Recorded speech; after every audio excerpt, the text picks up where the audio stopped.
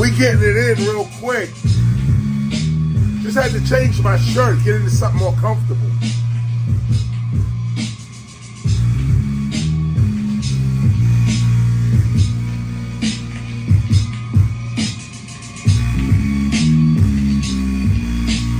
Yo, stop that. Start it again one more time.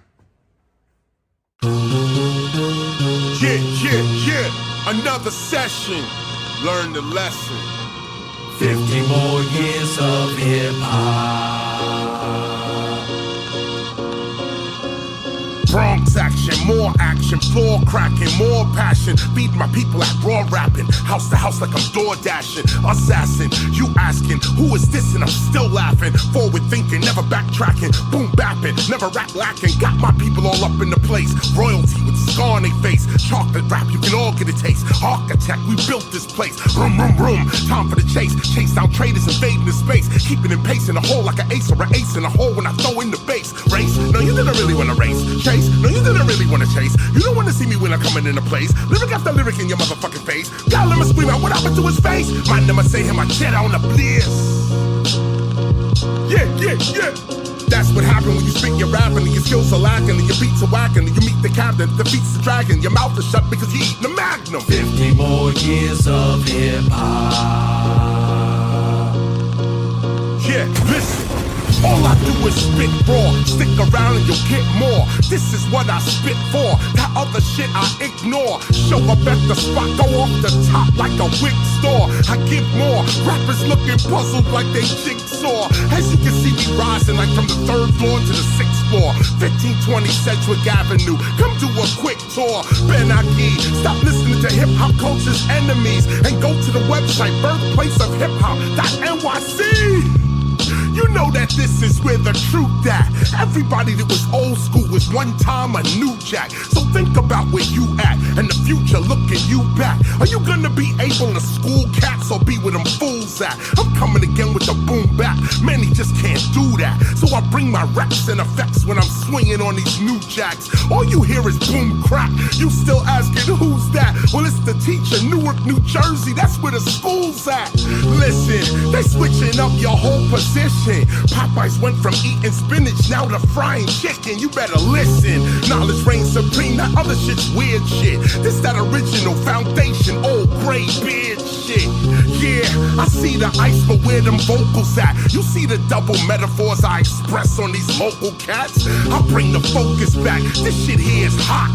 We spitting after 50 years of hip hop. What we want? 50 more years of hip hop.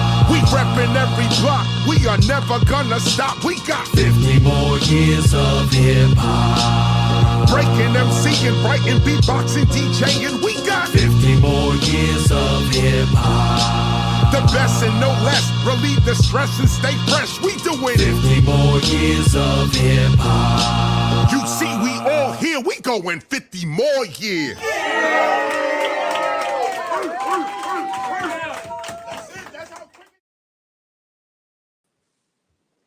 Yes, indeed, and welcome to the Temple of Hip Hop. I am KRS-ONE, and I probably seem to be overexcited here right now because I just am getting myself together here. We had a different production planned, but the universe had other plans, and so we are here now doing it like this. Yesterday was phenomenal. Absolutely phenomenal. Nice little setting. You know, about 50, 60 people rolled through. And it was, we had an art showing. Matter of fact, before I even start, because I'm subjective to this, I'm in it. But let me, the G Simone is over here as well, and so on. Let me start off first. Welcome to the Temple of Hip Hop. I am KRS-ONE. The Temple of Hip Hop is a hip hop preservation ministry, archive, school, and society. We started in 1996 with the affirmation, I am hip hop. And so having said that, we are now ending the year.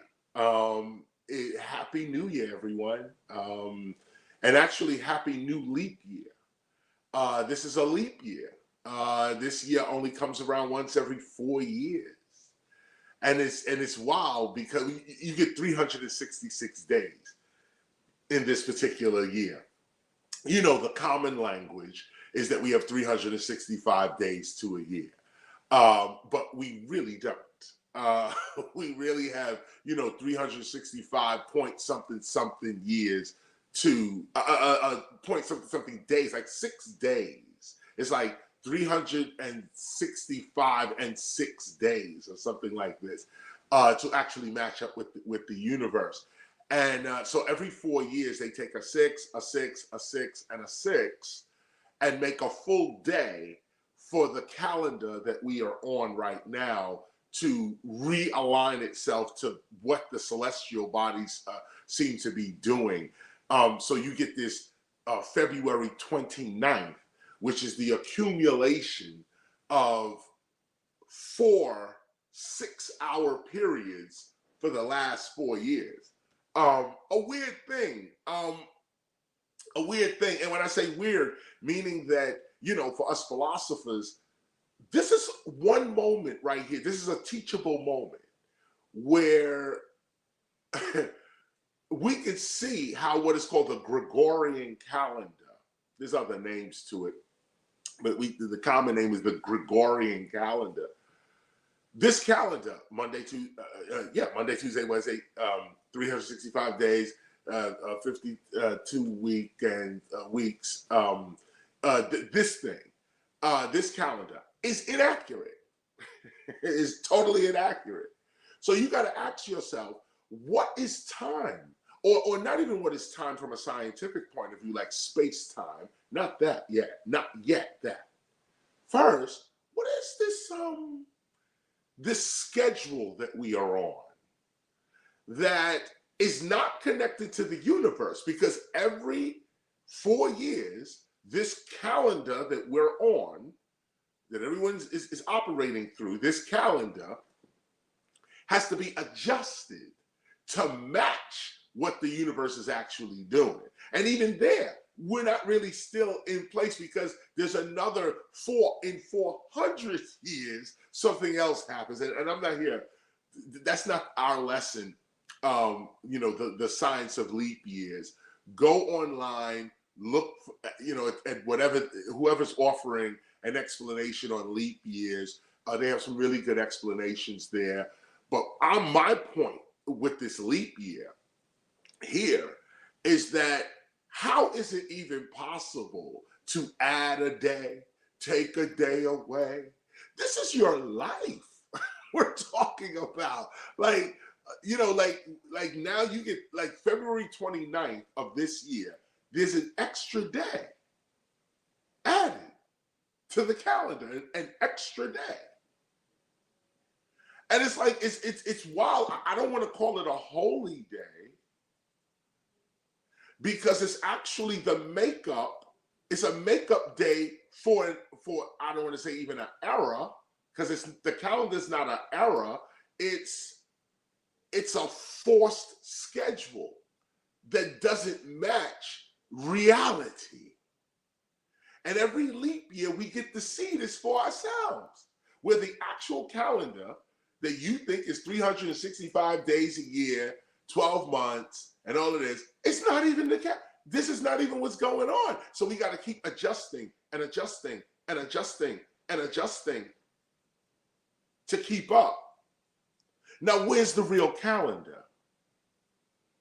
Because the Gregorian calendar is not the only calendar or tracking of the stars that there are. Other nations have different calendars. Other people operate, there's a lunar calendar. We're operating on a solar calendar, or so we believe. I mean, who knows what are we really dealing with? Really? And that's the question as philosophers. What are you really dealing with? This is a leap year. At the temple, we're going to do something special on February 29th, this arbitrary day, this day that you could just make up and add into the calendar. And we all going to experience this day.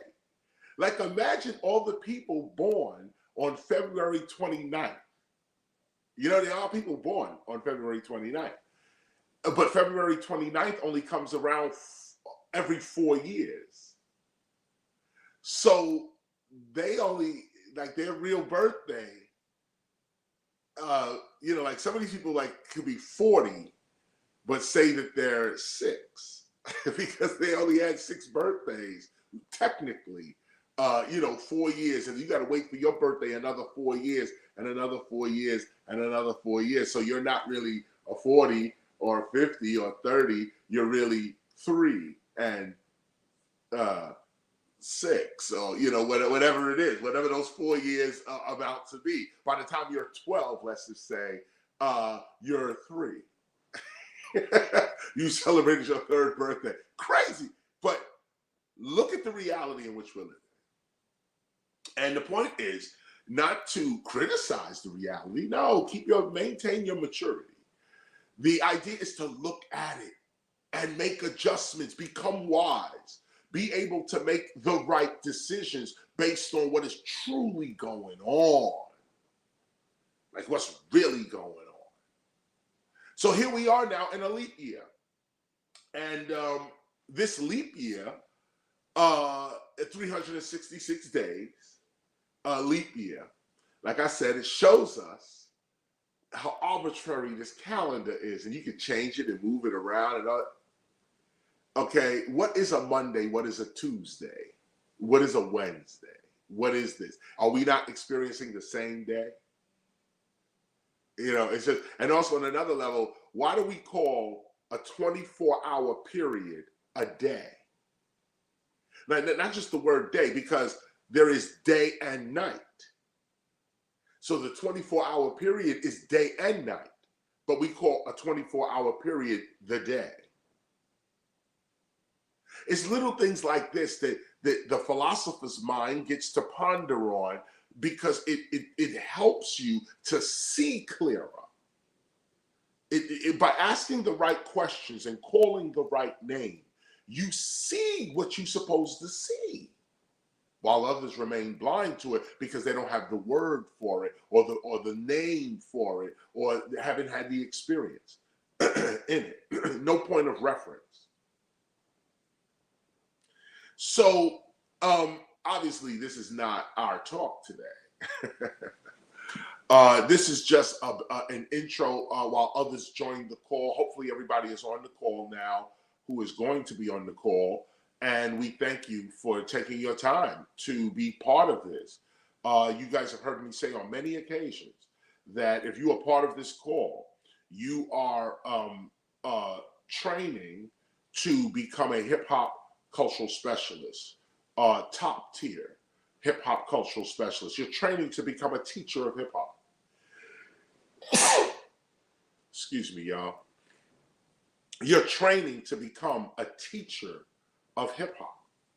And as a teacher of hip hop, this is not, as a teacher of hip hop culturally, this is not a, you know, like you could go to school, memorize something, and that makes you a specialist at it. Yes, the memorizing of facts is part of our specialization, but you have to be given something. And this lineage has to come from an authentic place. And this is why we are called the Temple of Hip Hop. And that's part of what I'm going to discuss with you today. Part of what I'm going to discuss. Because we have a schedule today. We have a long schedule today with what we're actually dealing with. So I'm going to read part of this. I read this. Maybe I'll be able to get through the whole thing. But I have to put in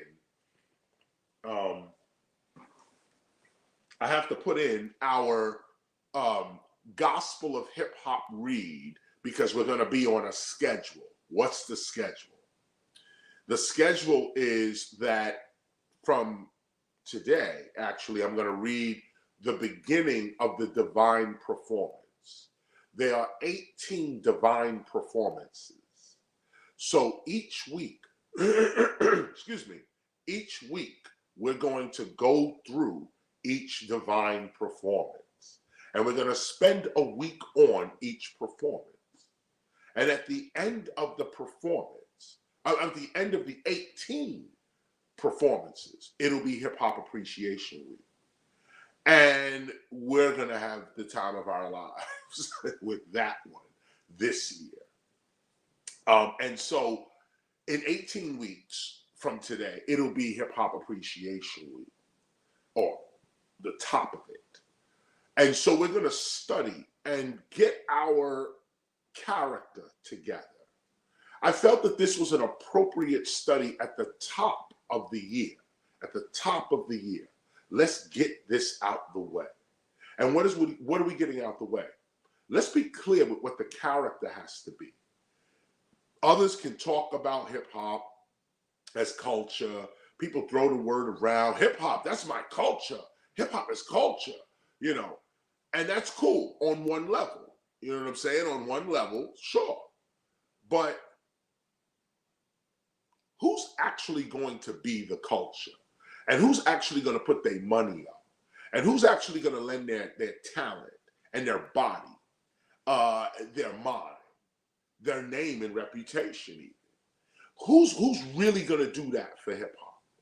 And I'm not challenging anybody out there. We're just talking about the distinction, I should say, between the temple of hip hop and everything else that's going on out there. We support it. We praise everyone else's efforts, et cetera, but who's really going to preserve the culture? Who's not going to sell out? Who's not going to jump every time somebody says, I got an opportunity for you over here? And again, we praise and respect whatever anybody is doing to sustain themselves or push their career forward. Lord knows if I'm not pushing your career forward, I have no opinion as to how you see yourself reaching the top, how you see yourself arriving at health, love, awareness, and wealth. I have no opinion toward that. However, the creators of hip hop, us and others, names too numerous to mention, we did something in this world. And although even my own close friends, my own buddies that started this culture, they don't even see it for themselves. Some are now, since the 50th anniversary, many pioneers are now saying, yo, I created this and I did that and I was over here and I did that. You know, they're waking up now at the 50th. But there was 30 years before that, 40 years before that, 50 years. And someone had to do this work. And this work was not just done by me. This work is a broad range of people. Like I said, names too numerous to mention. But let me shout Grandmaster Kaz. Let me shout Pee Wee Dance and Easy AD from the Cold Crush. Let me just shout the whole Cold Crush, really. JDL as well wrote a scathing book. It never came out, but his agent gave me the galley of it, and I studied from it in that sense. But the whole Cold Crush brothers are invaluable wealth of knowledge as far as early hip hop, and not just the music, why we wore certain things, how the fat shoelaces came to be. Shout out to Pop Master Fables, another one there as well. Like I said, names too numerous to mention, but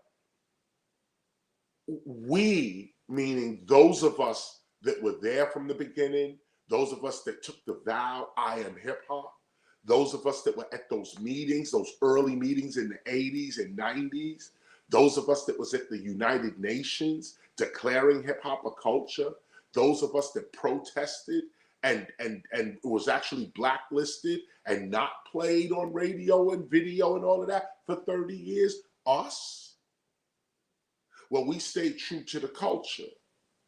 We stay true to the culture. KRS-ONE is just one face. I'm just one face of the culture, of those that believe in hip hop beyond entertainment. I'm just one face. But there's millions of people that believe in this. And so where do we go? Without criticizing anybody, pointing fingers, and none of that. But just where do we go? Okay, y'all want to use hip hop, exploit hip hop, claim you preserving it, but actually you just getting money from it. If that's what you think it is, we have no argument, do you? But where do we go? Those who are willing to put their money into hip hop. those that care about the kids in their neighborhood, those that are looking out for the elderly, taking care of elderly right now. You taking care of a crazy parent right now. Salute to you. In that sense, we are all in that same boat together. It's not just about your stardom, your celebrity. That's not culture, that's entertainment. And we gets down with the entertainment, no doubt. I'm getting ready to go on this tour, California. I'm gonna break these dudes straight up. There's gonna be no pull, no punches. It's gonna be wild, okay? But that's entertainment.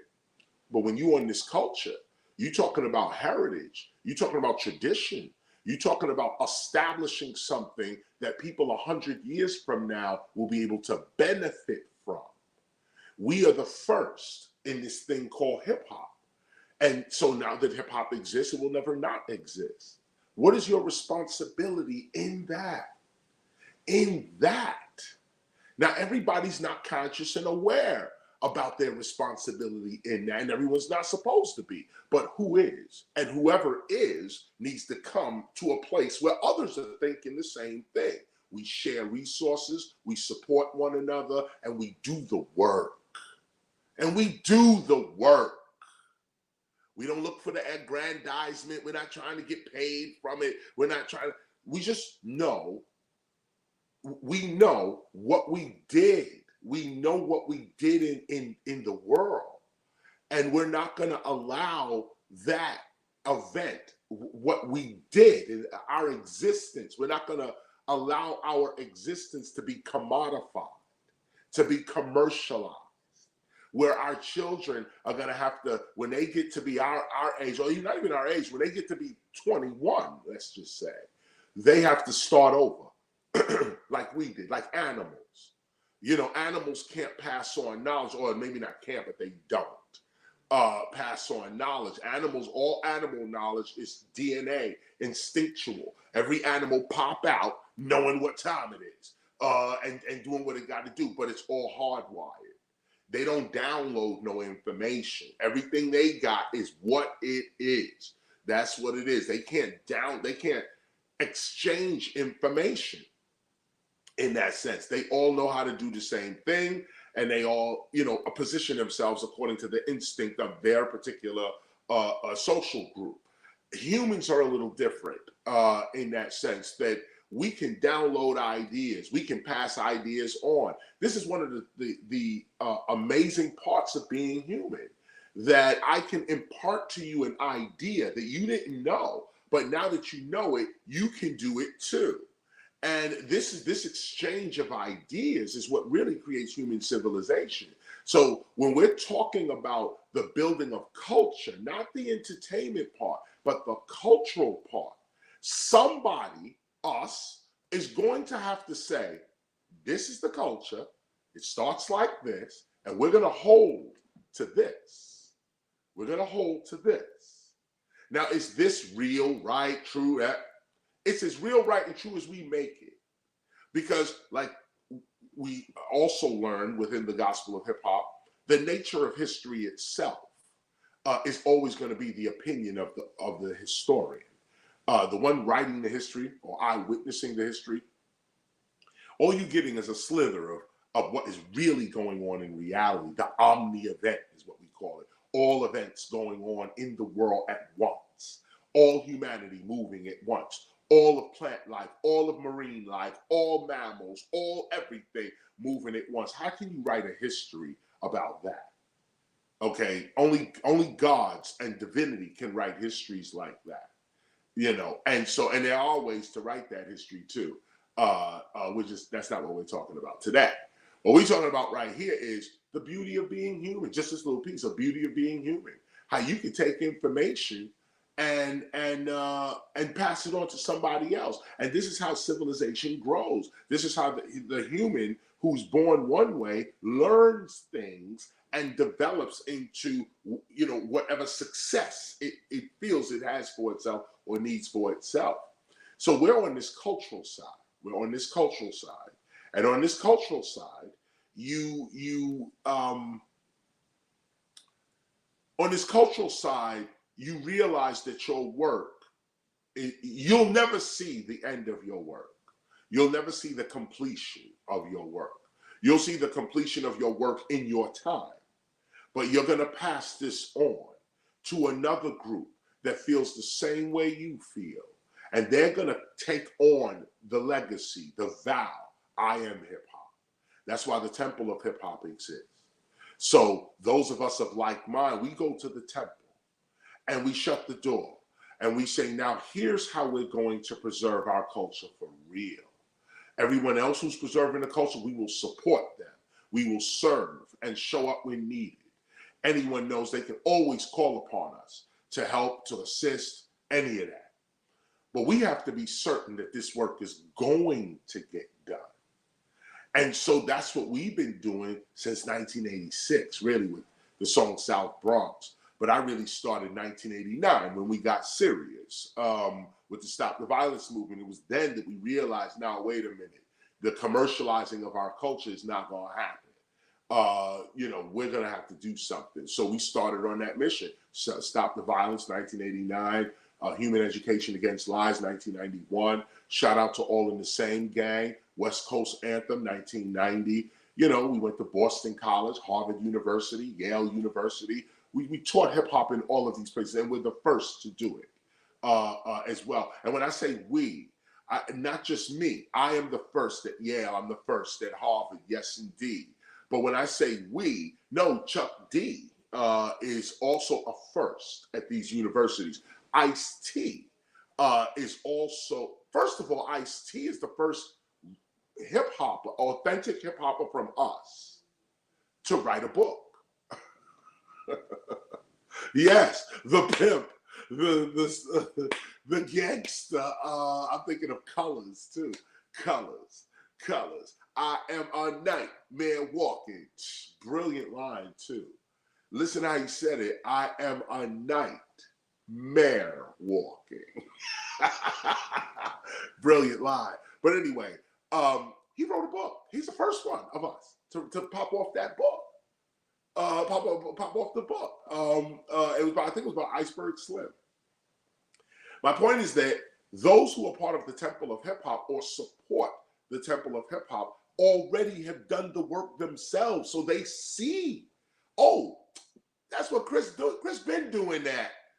Oh yeah, right, okay, and they deposit their information or have deposit. Ice-T has given us a wealth of information just on his own. We're gonna. This year we're editing up films, and we're going to make this stuff available for 2024 as well. We just got into our archive. We just moving into the temple as well from last year. When I say just, from before the 50th, we've been moving in. From like June, we've been moving in. So a lot of this has to do with VHSs. We're digging out of our archive, Ministry Archive, School Society. Well, the archive is extensive. And so we're going to pull some of this out. You're going to begin to see some really good archival footage, all based on teaching, though. A lot of it is entertainment. Yes, it is. But we saved a lot of this entertainment stuff that mattered to our culture. When things changed, when decisions were made, when events went down, what we really thought about the time, this kind of thing. That's all in our archive as well.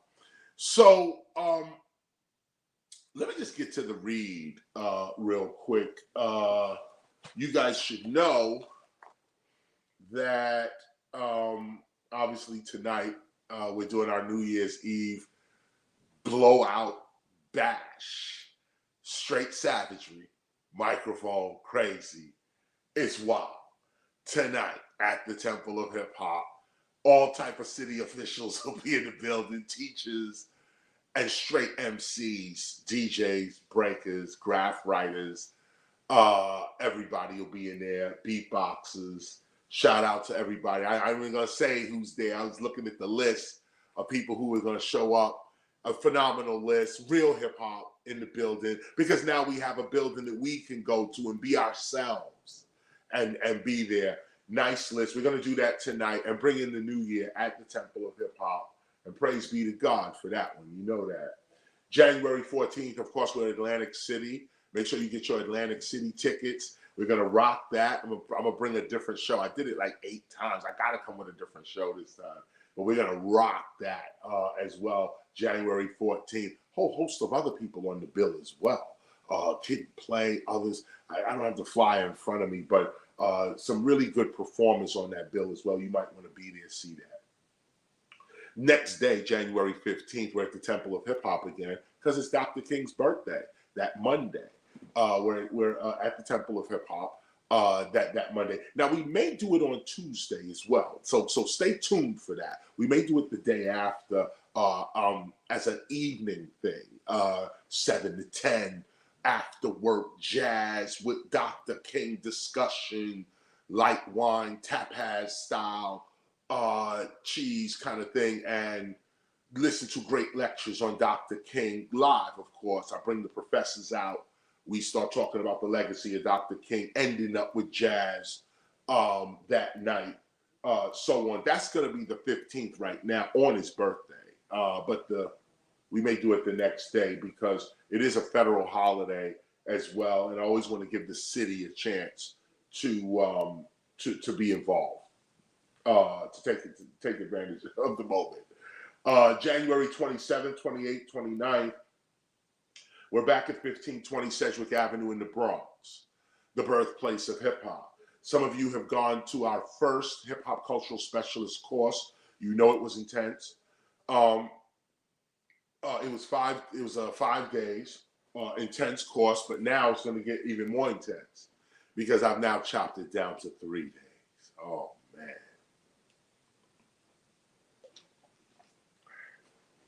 3 days.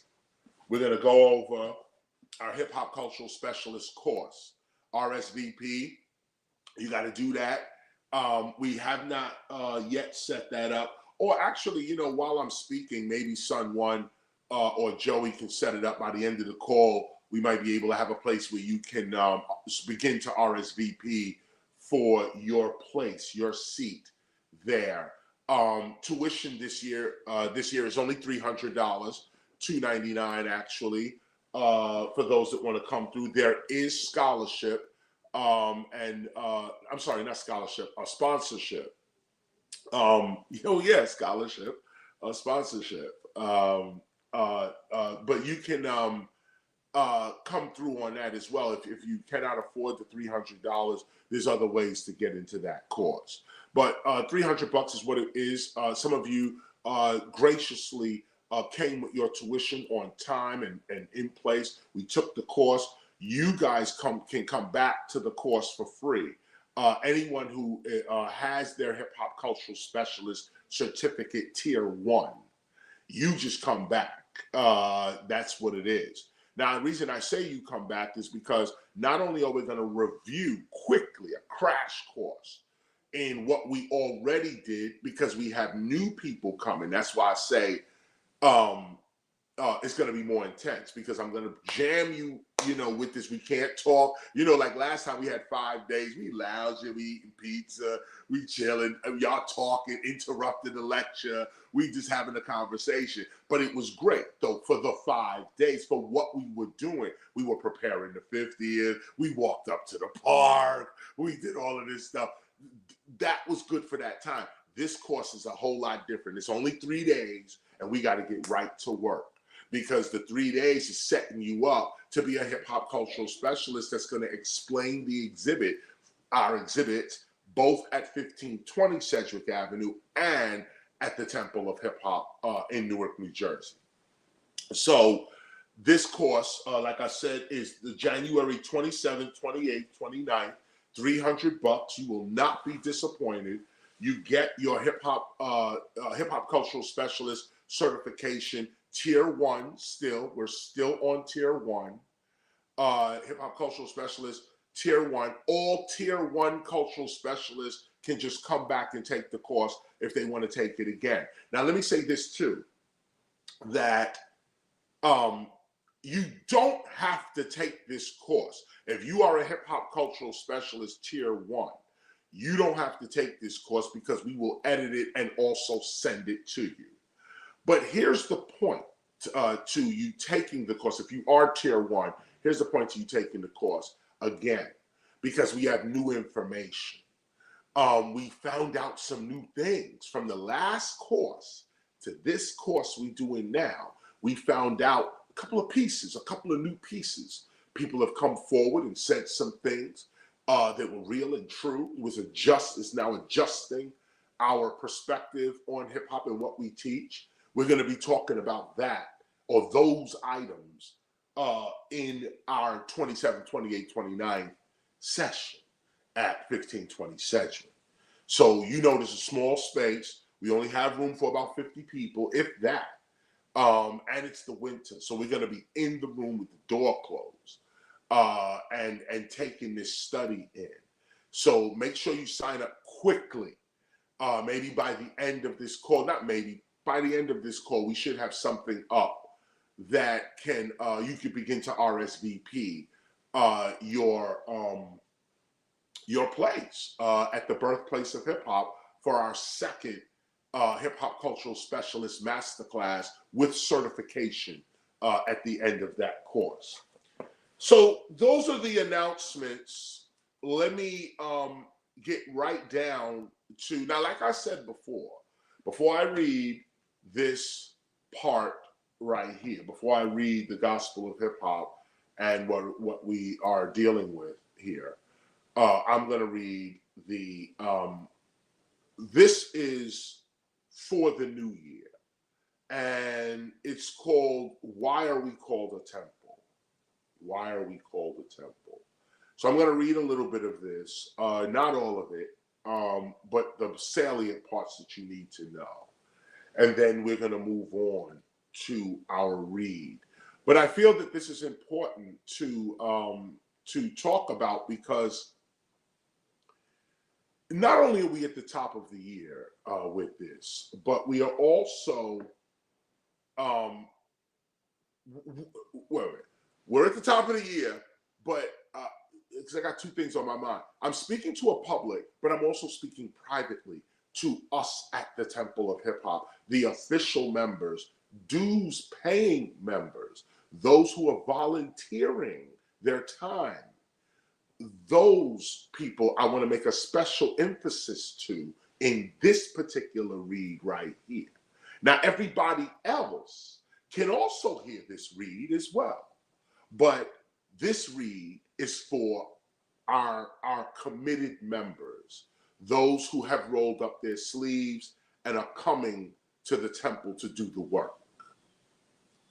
So the Temple of Hip Hop is a hip hop preservation ministry, archive, school, and society established in 1996 to ensure the actual preservation and correct teaching of hip hop as a divinely inspired global culture of peace and prosperity.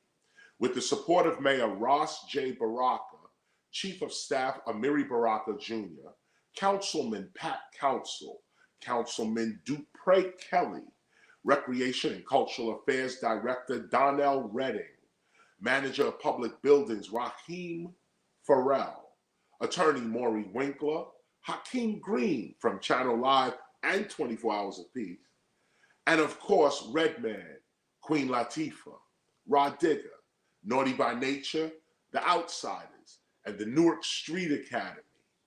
With their support and the respect of the South Ward community, we, the Temple of Hip Hop, are now located at 55 Ludlow Street in Newark, New Jersey.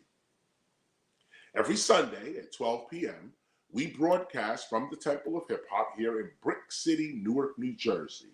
It is here in the so-called hood that we have pitched our tent for the benefit of not only this South Ward area that we're in and its people, but again, to ensure the actual preservation and correct teaching of hip hop as a divinely inspired global culture of peace and prosperity. We are a not-for-profit cultural association operating out of Newark, New Jersey, aka Brick City. And let me emphasize that part one more time, because you see how I'm speaking to our internal staff, our internal volunteers, our financiers, members. This is our legal term. We are a not-for-profit cultural association. operating out of Newark, New Jersey. As part of our overall mission to preserve and further develop original hip hop, we envision the establishment of an official hip hop city. Culturally, Brick City is already a hip hop city.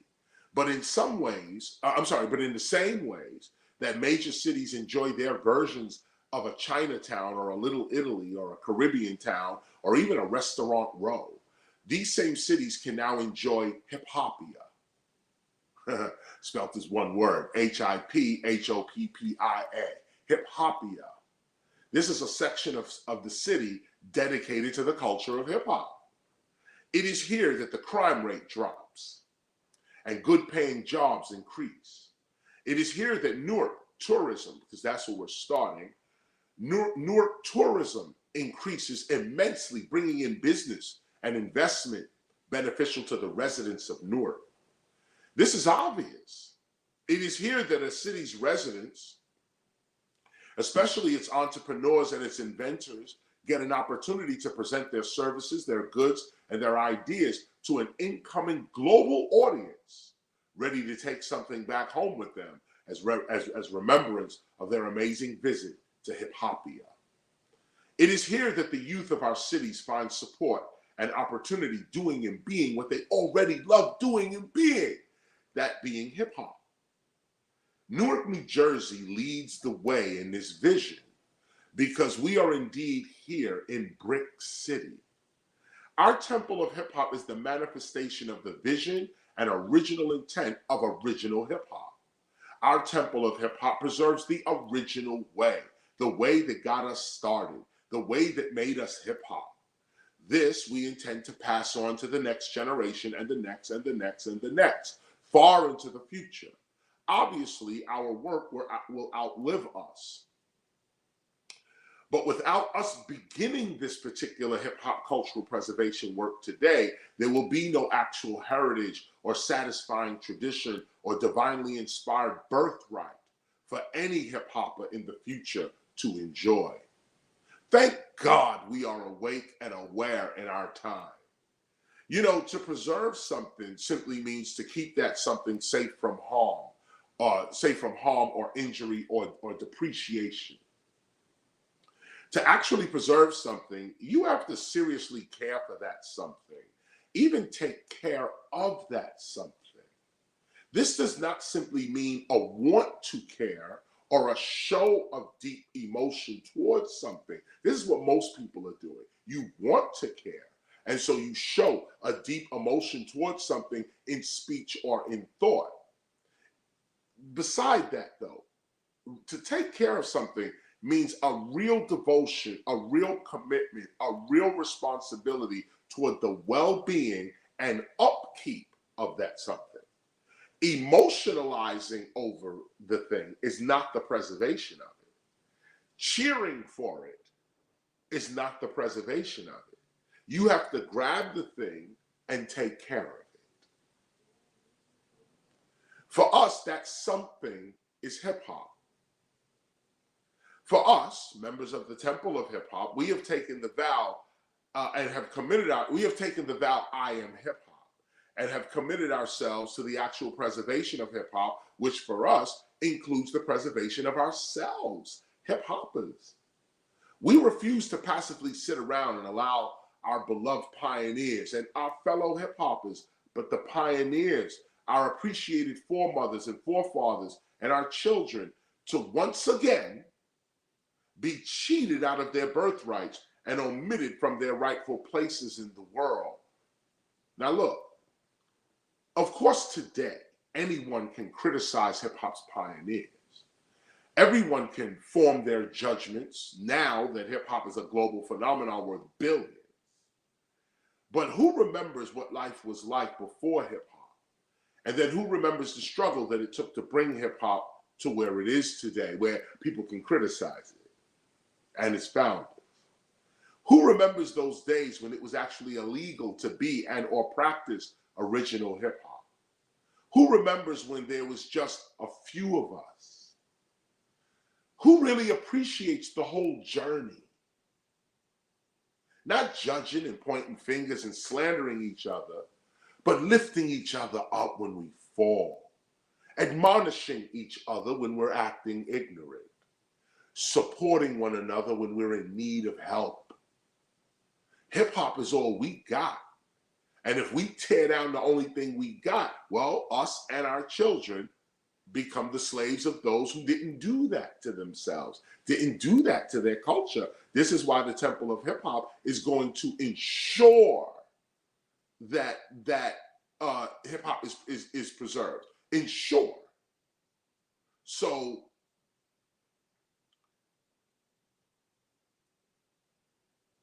for a variety of reasons, for a variety of real reasons, the conduct though of too many of hip hop's actual pioneers and legends and foremothers and forefathers have simply disappointed too many of hip hop's young people and elderly. I mean, just really the whole community. Things that were said, things that were done, accusations made. It's disappointing. It's disappointing. But such conduct and disappointment, it cannot turn us into liars and corrupted authors in the writing of hip hop's actual history or in the teaching of hip hop's actual culture. Sure, it is easy to criticize many of hip hop's actual pioneers today, especially if you don't know them or when they were not even, or when you wasn't even born when hip hop began, nor when it was developing. Sure, a personal view toward the statements or conduct of some popular figure is always legitimate within the appropriate circles of entertainment, news, gossip, and scandal. But as an institution entrusted with the proper documentation, preservation, and further development of culture, we cannot allow such personal critiques to influence or inform our cultural record. We're not gossiping here. We're not scandalizing here. That's not our place. Our place is to write down what happened, whatever it is.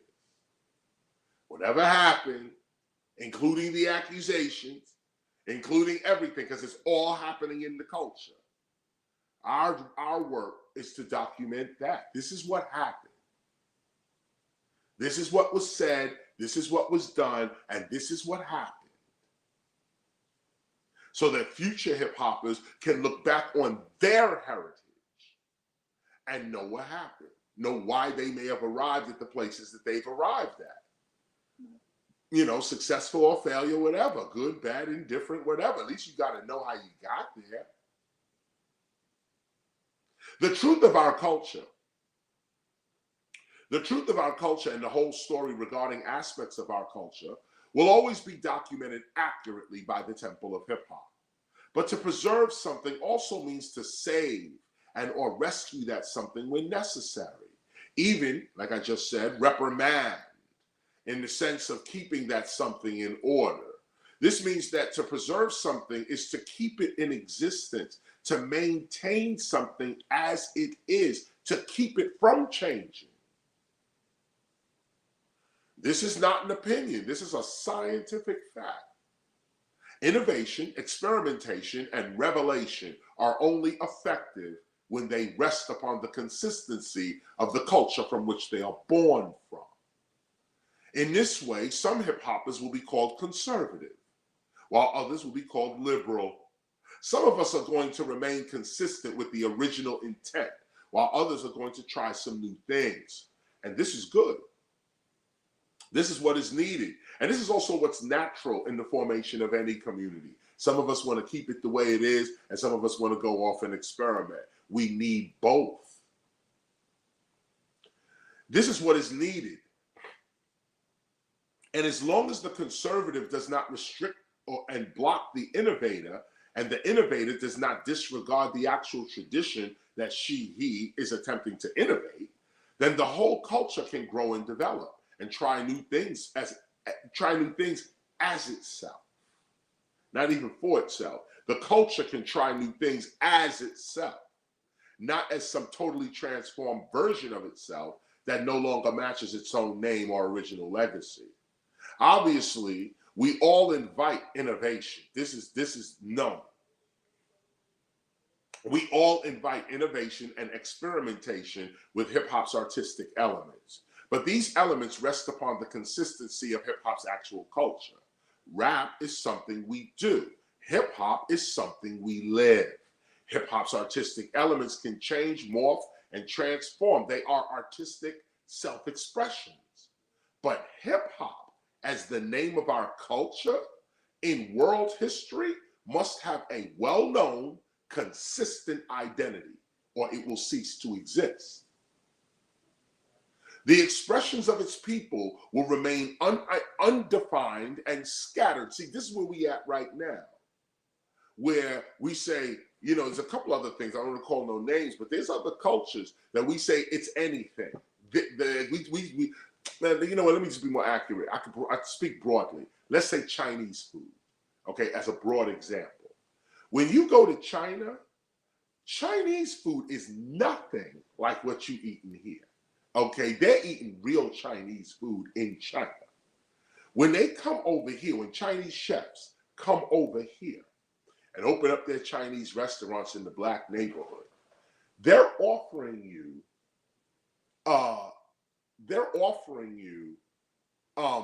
chicken wings and fried rice. Do you hear me? Chicken wings and fried rice. Matter of fact, chicken wings and French fries. Okay. This is all twisted. And the word French fries, okay, in England, you guys call them chips. But in America, it's a French fry in a Chinese restaurant in a black neighborhood. So, like, what is Chinese food then? In the black neighborhood, we just call anything Chinese food. Whatever this Chinese chef thinks he can sell to his audience is what he's going to call Chinese food. He's not going to change his sign to say African American food.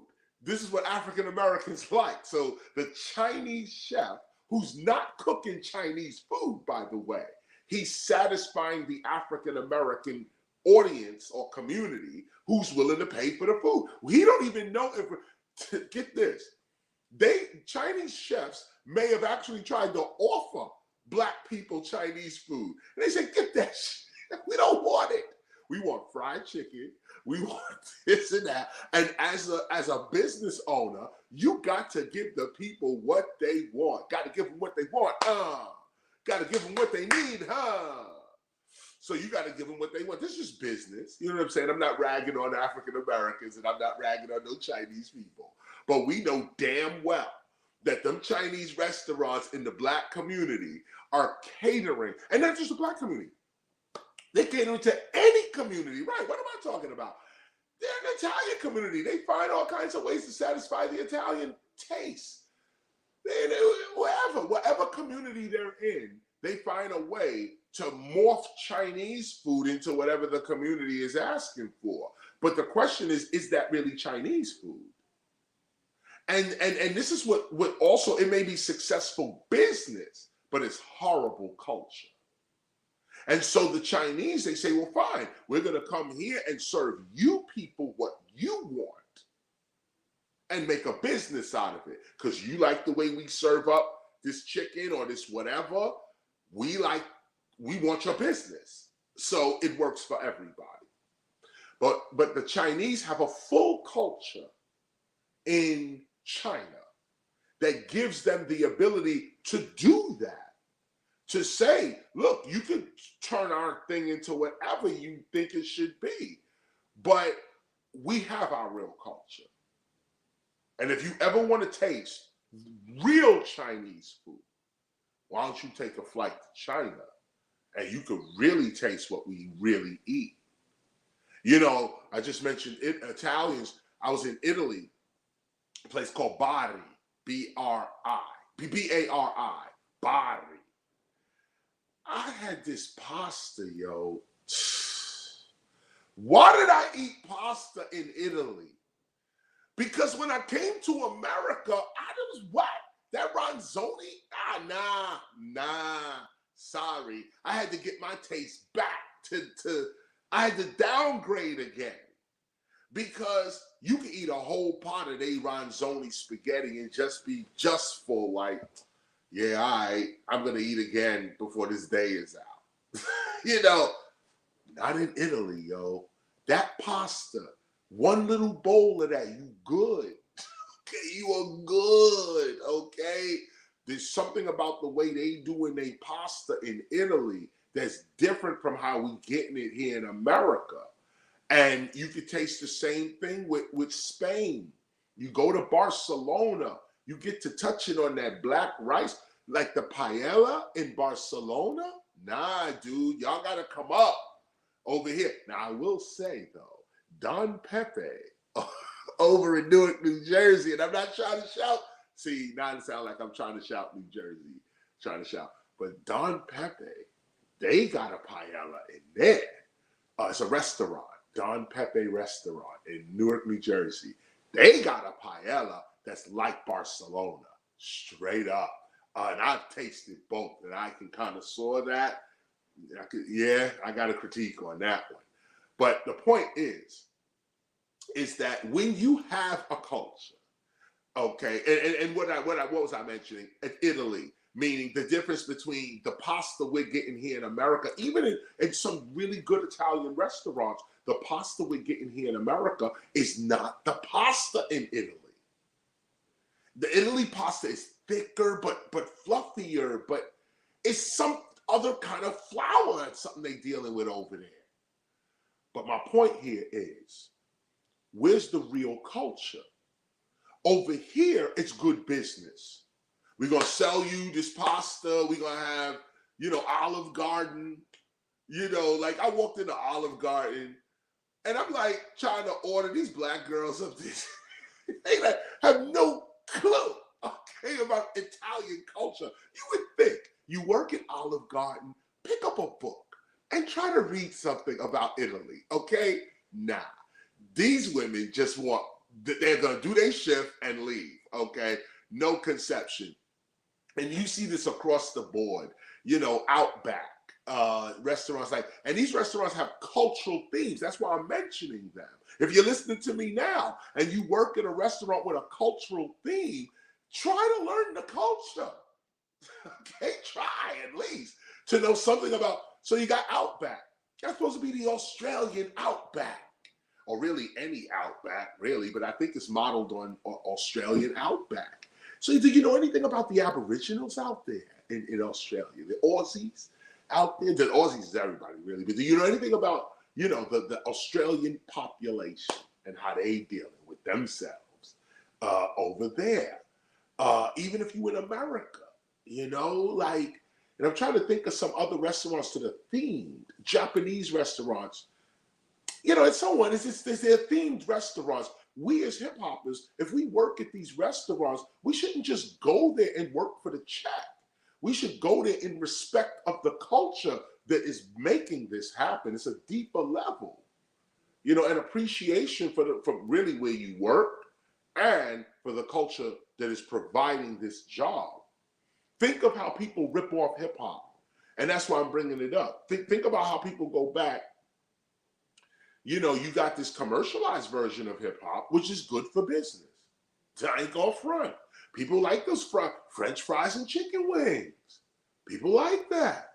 Say, yo, every once in a while I need chicken wings and French fries. So but to base your diet on chicken wings and French fries, you're gonna come up to that brick wall at some point. No green vegetables, no fasting, prayer, meditation, no soup, no water, none of that. No, you're gonna come to the brick wall. So we know this. You can't eat McDonald's every day. Okay, we know this. But so when do you get a chance to go get that full meal? When do you get a chance to eat whole foods? The body is resilient. The body can eat anything, really. Really. You'd be surprised what you can put in your mouth and digest. Okay? But, I was just thinking, you are what you eat? Wow. You know what you got to do. My point. When do you get back? Wow, because look at this. You are what you eat. So follow me on the analogy. Those that eat commercial hip hop, that's what they are. Like, it's not even a point of finger. It's not a criticism. It's a math question.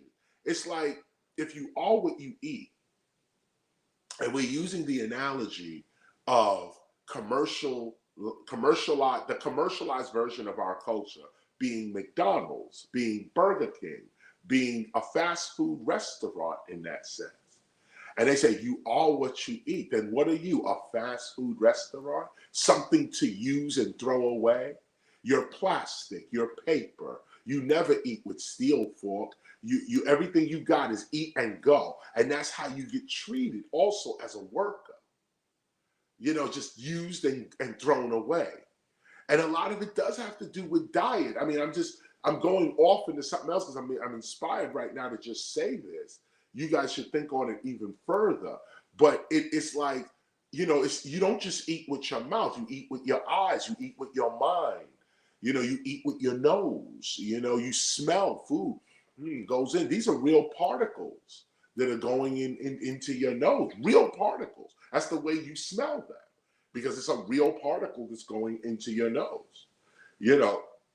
And that's for all smells as well. You eat that. You're taking that in. Light hitting the eye is a real particle. There are particles of light that are hitting your eye going into the eye. You're eating light and that which is around you. So it's like, if you are what you eat and you're watching stupidity and you're justifying injustice and, then, there's the character, right? There it is, as we say, there it is. There's nothing else to be said. This is why it's so important that you eat healthy all the way around, not just with your mouth and what goes down, but with your eyes, with your ears, with your nose, with your touch, with your mind. Eat healthy. Allow things to go in you that's going to help you and benefit you. Another reason why scandal and gossip and all this stupidity, this stupid talk, it goes in you and damages parts of you, especially if you don't have something else. Because, you could eat a Snickers bar, like you could binge out on chocolate cake, as long as you got, this gallon of mineral water that's going to go down after it, and we're going to get this flushed out the body or whatever it is, you got something else. You got another place to go. That's what culture is. Well, they're serving up this fast food commercialized culture, which is really ridiculousness and stupidity. But this is the way it's always been. And people fall into that because they just want to make they just want to make some money and get out of their horrible situation. So they're willing to do whatever, even down to minstrel and cooning and all of that.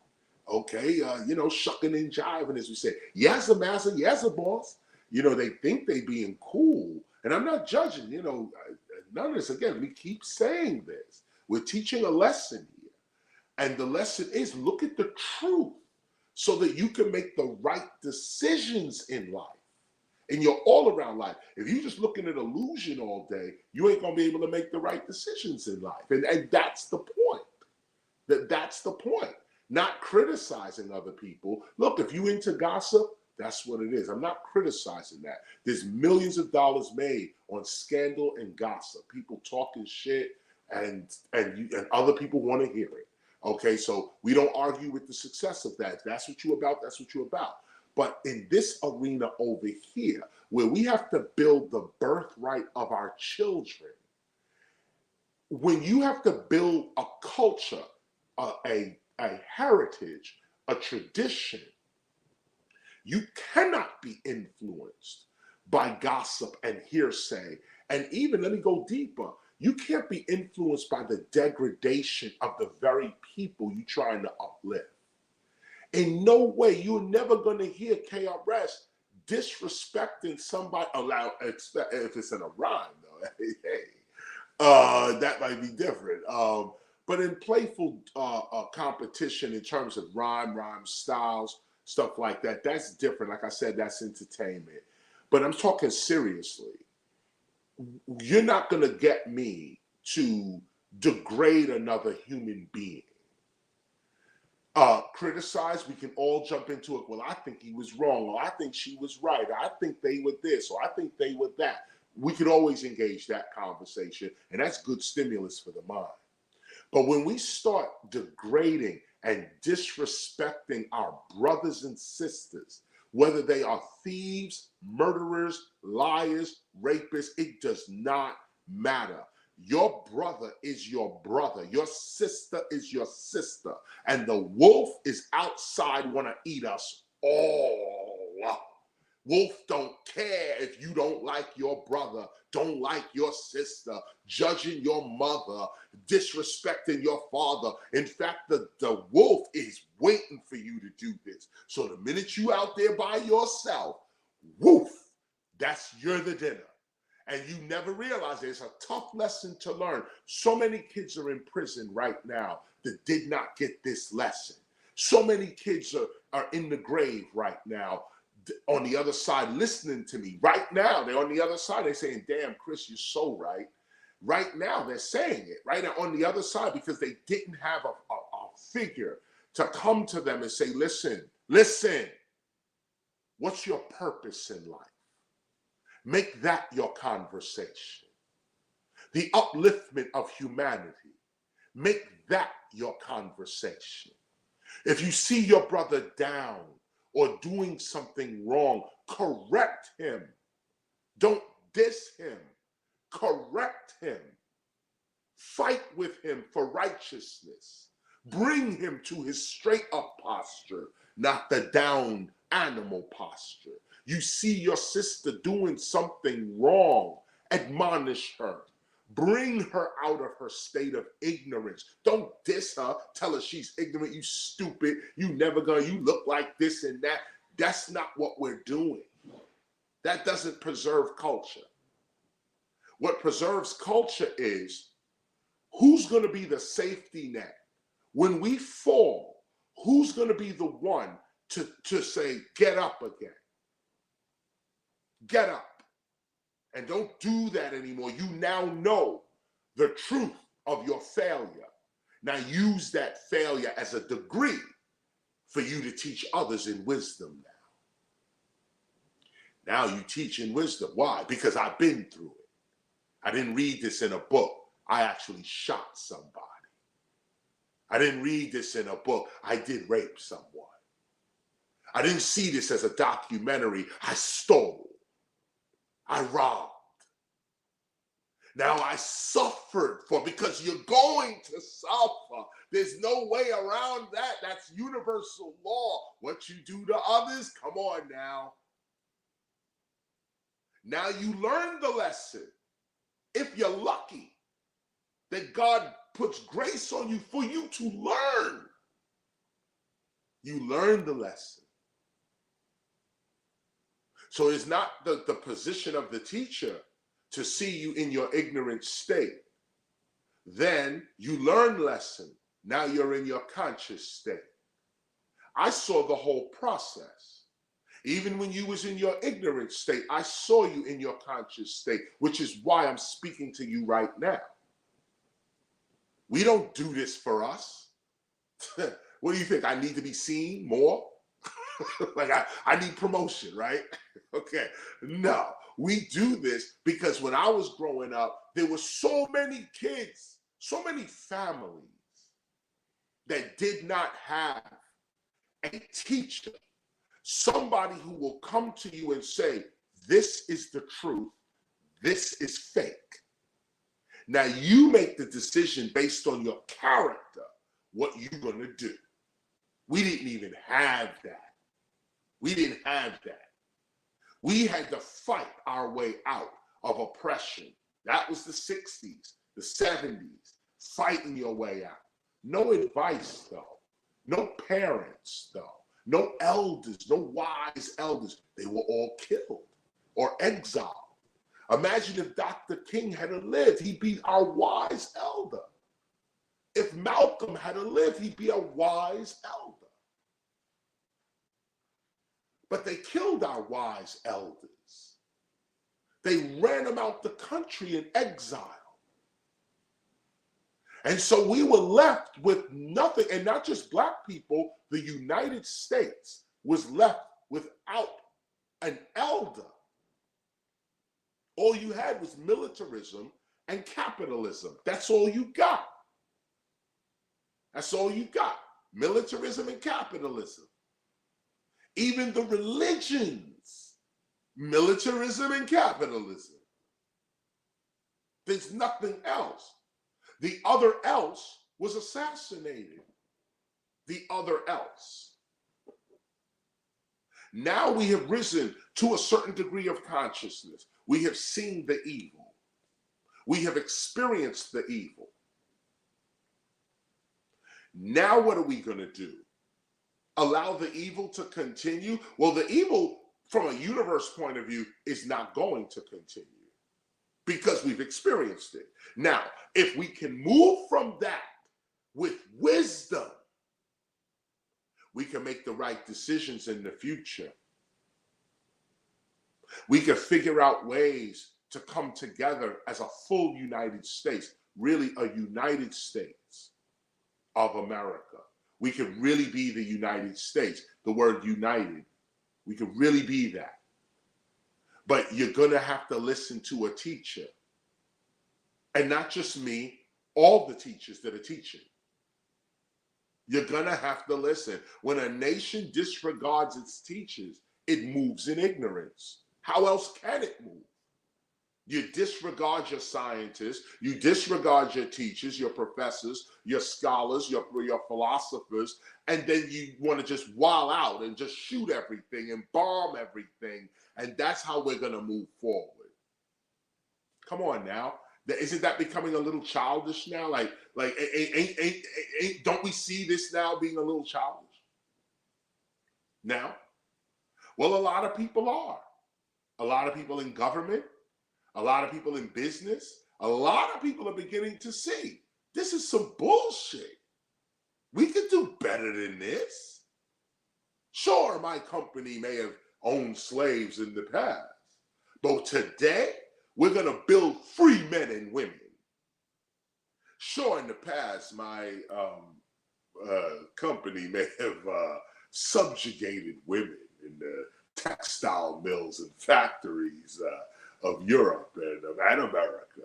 Sure, we may have done that. But today, that same company has a young woman CEO running the company for mothers in the same company with paid leave for pregnancy and yah. Too many times they got us looking backwards, which is resentment, bitterness, unforgiveness, no solution, no reconciliation, none of that. You looking in the back, defining your present by your past.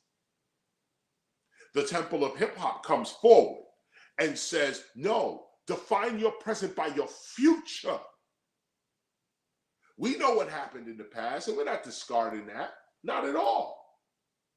But if you don't correct your future, listen to me, you can't change your past, but you can create your future. And let me also say this, if you create your future, it will affect your present, which changes your past. Your past is only a perception of the story you've been told. You was not in the past. Even when you was in the past. Like I was in 1975, but no, I wasn't. So much was going on in 1975, it has nothing to do with me. I don't even know. It'll be a lifetime for me to just learn of all of what happened in 1975. Now you add that up to 76, 77, 78, 79. No. This is so open your eye. Open your eye. Not your eyes, your eye, your being. Open your sense of self. Open your eye. And start emming. Your I am. Move the eye. And this I get with, start empowering that person, personality, or being. Start empowering that with positive words. When you hear somebody has done something wrong, say that they are learning. Not, they did something, man, how does dude do this, yo? There's a place for that. there's a place for that response. But for those of us that have taken the vow, I am hip hop, and have vowed to preserve and further develop our community, it is us that set ourselves aside, and we are the ones that forgive even the wrong that has been done to us. We practice forgiveness. It's a practice. So somebody got to wrong you for you to get that practice off. We practice charity, which means we got to be around poor people or people who don't have anything so we can give. Charity also, let me make sure I say this right, because charity is not just about poor people. You could be around rich people and still give. It's about satisfying the need at the time. Charity. You know, we set ourselves aside to perform these acts. To perform these acts. And if you're not about it, you're not about it. We're not forcing our way on nobody. If you're on this call, you're on this call willingly. You're here freely. You could cut me off. You could turn me up. This is on you. But if you're here, obviously, we are all of like mind. And we see something bigger than slandering one another, gossiping about one another, tearing down each other. We know each other's families and our children. So if one of us steals, you steal from the whole community. That in and of itself is horrible. But even if you steal within the community comes around you to rehabilitate you. And if you cannot be rehabilitated, then by your own actions, you're not part of the community. By your own actions. Because the community is about health, love, awareness, and wealth. If you're about sickness, hatred, ignorance, and poverty, you're just not part of the community. And these things start with the way you speak. Do you speak health, speak love, speak awareness, and speak wealth? Or do you speak sickness, hatred, ignorance, poverty? These are your choices. This is not a finger point. This is not criticism. This is an observation of your own character. What is it? Are you divine or are you mortal? Mortals are great. I'm not dissing no mortals. But we are the immortals. We operate on a different level, on another scale. Over here, it's about the correction of our people, the rehabilitation of our people, the teaching of our people, not the degradation of our people, the criticizing of our people, the putting down of our people. That's not what we're about here. I teach all the time that hip hop is above race, religion, gender, class, age. We are intelligence springing up. That's it. We are hip, awareness, consciousness, intelligence, hopping or hop, leaping up, jumping forward, springing up. Now we see all of life like this. The plant, flowers, trees are aware beings springing up. Animals, aware beings leaping forward. Humans, beings, aware, conscious beings leaping up. So we don't have time for criticism of each other. All we have time to do is lower or raise consciousness. That's it. Raise the consciousness, you get the brother or sister you feel you deserve. Lower the consciousness, you continue to attract the brother and sister you don't deserve. We're raising consciousness. That's how you deal with criminality. That's how you deal with hate or anger, racism, sexism, classism. That's how you deal with it. You don't fight it because these things are not real. What's real is consciousness. Now, the person acting sexist is simply unconscious. The person acting racist or acting out their racism is unconscious. Most of these people, when you really dig deep into it, these people are depressed. What we are calling racism is really psychopathic behavior. That's why we can't fix racism, because race and racism are illusions. They don't exist in nature. But psychopaths do. You could measure the emotional state of or the lack of a psychopath, of a psychotic person. There's drugs for psychopaths and psychotic people. On a lesser note, there's drugs for the depressed. You can treat this. You can't treat racism because it's an illusion. The more you treat it, the more you just give it into an illusion. But a criminal, you can lock that person up. A criminal, you can try to rehabilitate. A criminal can be dealt with. But if you constantly call a criminal a master and the criminal's victim a slave, then even in your own mind, you still see the criminal as above the victim of crime. You don't put the victim of crime above the criminal and put the criminal at the low level where the criminal belongs. That's why we can't solve crime, because we keep glorifying the criminal. If we keep glorifying the criminal, then you get crime. Huh? But if you glorify the victims of crime, suddenly people are going to be like, wait a minute, why he got to go through that? That was horrible that happened. Wow, what? Maybe you'll teach others through empathy what not to do. But if you could just go on TV or movie or whatever and see people get shot in the head with no problem, and it's entertainment, then you got to ask, what kind of society do we actually live in? And on top of that,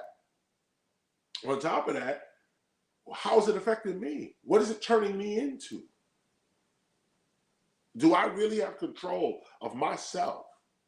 Or am I being led? This is what hip hop means. Hip hop, aware movement. Are you aware to your movements? Are you hip to your hop? Or are you being slavishly led by gossip, scandal, society, job, da, do, di, and do? If you can't move yourself, success is impossible. If you can't move yourself, health, love, awareness, and wealth are impossible. You have to move your hand to touch the broccoli and shove it in your mouth. You have to put the kale in your mouth. Were you waiting for somebody else to put the kale in your mouth? You waiting for somebody else to what? No, you have to do this for yourself. But are you in control of yourself is the question. This call began today at 12 o'clock, which is a fast day for us today. I've got my lentil soup boiling right now. In the gospel, we talk about December 32nd as a day of abnegation. Let's read it together real quick. Let me find it first of all.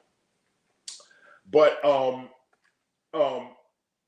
this is right now, we're having a half day. This is December 32nd. And what's so interesting about December 32nd, we give ourselves a half day. And it's funny because you could do this with the days. You could do this with your time, with your day. Don't be such a, just Monday, Tuesday, Wednesday. It's 24 hours. What leap year teaches us is that none of this is accurate. So if it's not accurate and it got to constantly get made and changed and adjusted and all of this type of stuff, why don't you make your own schedule and give yourself the empowerment you need? This is why this is what what December 32nd is about. Turn your gospel real quick to page 386. 386 of the Gospel of Hip Hop.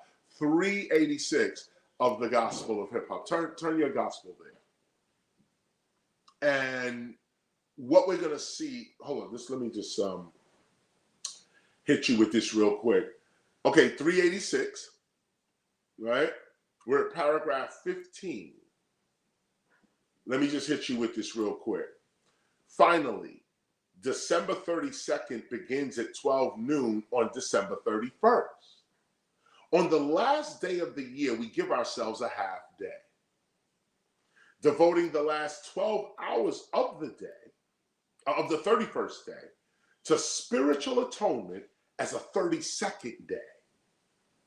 On this day, we drink only water-based soups and water, which is why my lentils are boiling now.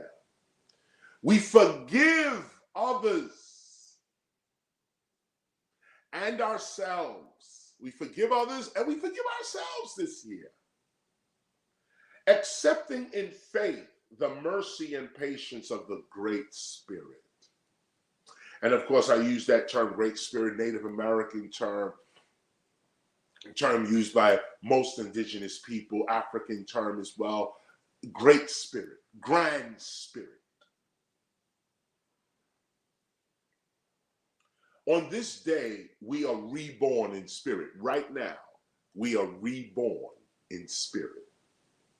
We observe the advice of the overstandings and we prepare for the new year. If you have received these freestyles after December 31st, then use the last day of whatever month you are already in to give yourself a half day for spiritual atonement. And then, of course, January 32nd, February 30th, March 32nd. Actually here, and look at this. I have February 30th because I anticipated February 29th. But on February 29th, that too is, matter of fact, that's almost like, the whole day. Like, for instance, because this is obviously looking at the leap year. So the 29th is what we would call the 32nd day, or, in months that are 30 months, or whatever it is, 32nd day or 31st day, that half day. That 29 on this year is a full day of this, really. So this little piece that I read you was from the freestyles. That little piece I read you was from the freestyles. And I want you to contemplate that. What we want to do, Son One, if you're listening, I'm going to go and cut to a video real quick. We're going to take a break, cut to a video, come back. Maybe we should get ready. I'll give you a moment to get the video ready. Maybe we should play Black, Black, Black. Hit the black on them, because we're coming up to February, which is Black History Month. And like I said, even though we as hip hoppers, we are above race and all of that. You know what it is. But during Black History Month, we do acknowledge that for 400 years, specifically African history and Native American history has been erased, so to speak, distorted, disrespected. So it is only right, not from a point of view of race, but from a point of view of truth, to acknowledge Black History Month, and not even Black history from a point of view of race, like Black people's history, but Black from a point of view of a forgotten history, a blacked out history in your mind, a history that is you can't see it. It's an invisible history is Black history. The history of Eastern Europeans being sold into Africa is Black history. The Mamelukes. These were white folk slaves in Africa. Where's their history? We only hear about African slaves in Europe, but what about the Europeans that were slaves in Africa? You know, that too is Black history. What about the Seminoles, the Native Americans that took the Africans in and protected and guarded them with their lives, creating a whole new kind of culture called the Seminoles? That's Black history, not just because it's African Americans and Native American history, but it's a history we don't know nothing about. We're not getting taught this. We don't know much about it. The Olmecs, the mother civilization of Mesoamerica. What do we know about them? This too is Black history, not because it's Black or African people, but because we just don't know. So we do acknowledge Black history. And when I teach Black history, I teach really a global history because I believe that Black history is human history in that sense. What is a Black history? See, again, we're delving into that racist thing again. If you have to have a Black history, I mean, that's horrible, Like, if you have to have a Black history, that means something happened to this history to where and to where everybody knows that something happened to this particular African American history, to which we all have to acknowledge a month to correct this again, sort of like a leap year kind of thing, but for history.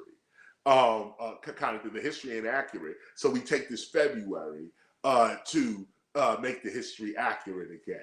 Wild situations we're living in, y'all. But if you know it, you can see clearly, and you make the right choices. So I'm going to read now. I'm stopping with this. I'm stopping with this particular read now. And I'm going to go ahead and get with this gospel of hip hop now, because you get the point that I'm actually making here with the essay that I just read to you. I didn't read you all of it. Matter of fact, I'll just leave this here. I didn't read you all of it. I read you the first part that was most important at the top of the year. Why are we called the temple? I'm gonna finish this up later on, but just so you get the gist of it, I wanted to start like this because I have to make this distinction, and you have to know it as well. It's here that we actually practice what we preach. If we're going to preach culture, going to preach civilization, we're going to preach a community, we can't be tearing each other down. Unity and loyalty is going to have to remain at the highest levels of our ethics and morality.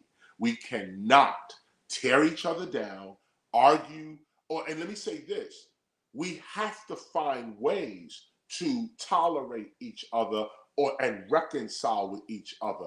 If you are a member of the Temple of Hip Hop, you have no enemies within the Temple of Hip Hop or otherwise. If somebody doesn't like you, they just don't like you. But within the Temple of Hip Hop, we love one another. We love one another. And that means that I'm never going to do something to harm you or you me. We are never going to do something to harm or discredit or embarrass or disrespect the rest of our family because we love them. We care for them. We care whether our group makes it or not. So we're not going to argue and fight one another.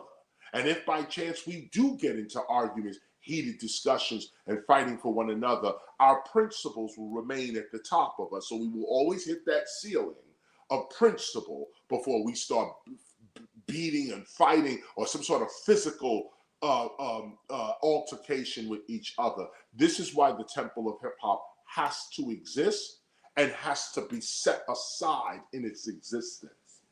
Because not everybody can control themselves. Here we are training to control ourselves. We are training to elevate ourselves. Many of us here were the gangsters of old. Many of us here have robbed, have stolen, have raped.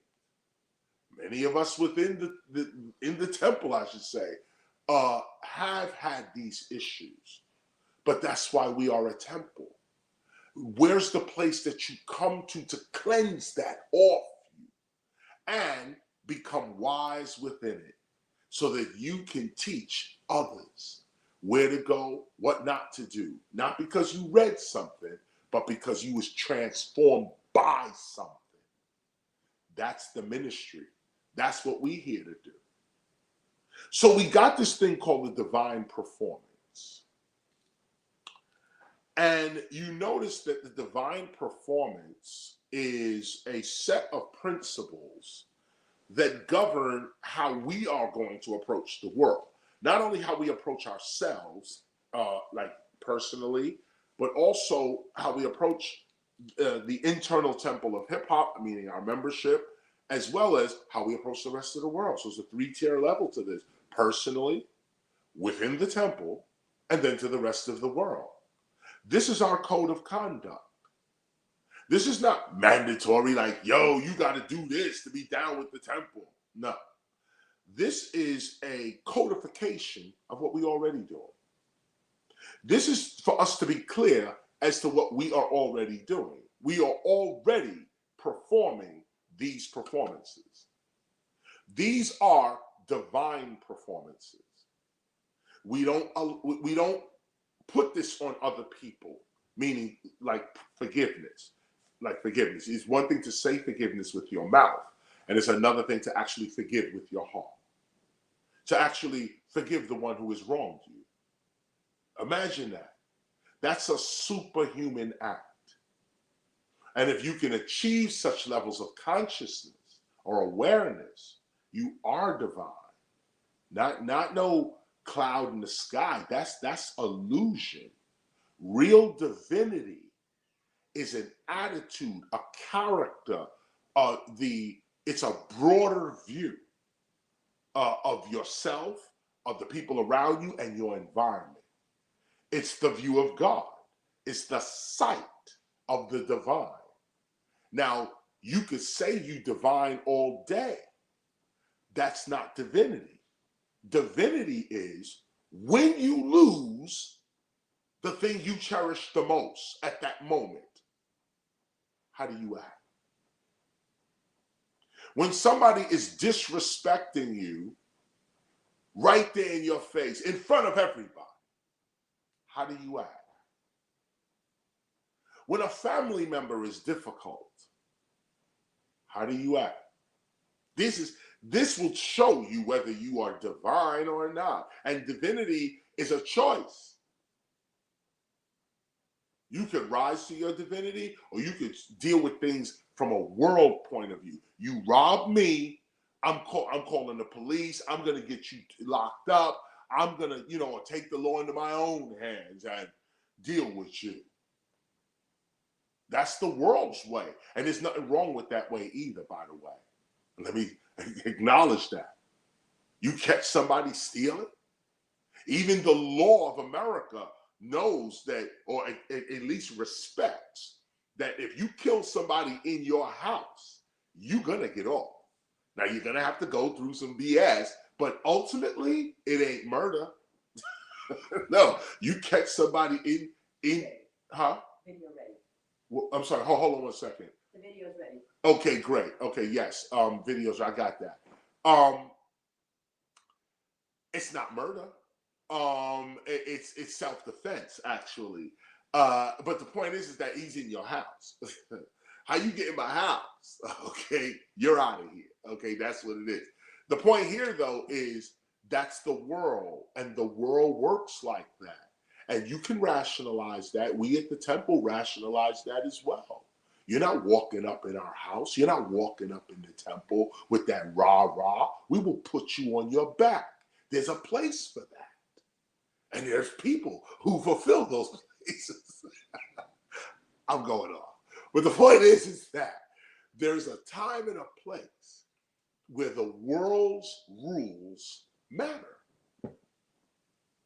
Yes, ma'am. Yes, sir. The world's rules matter.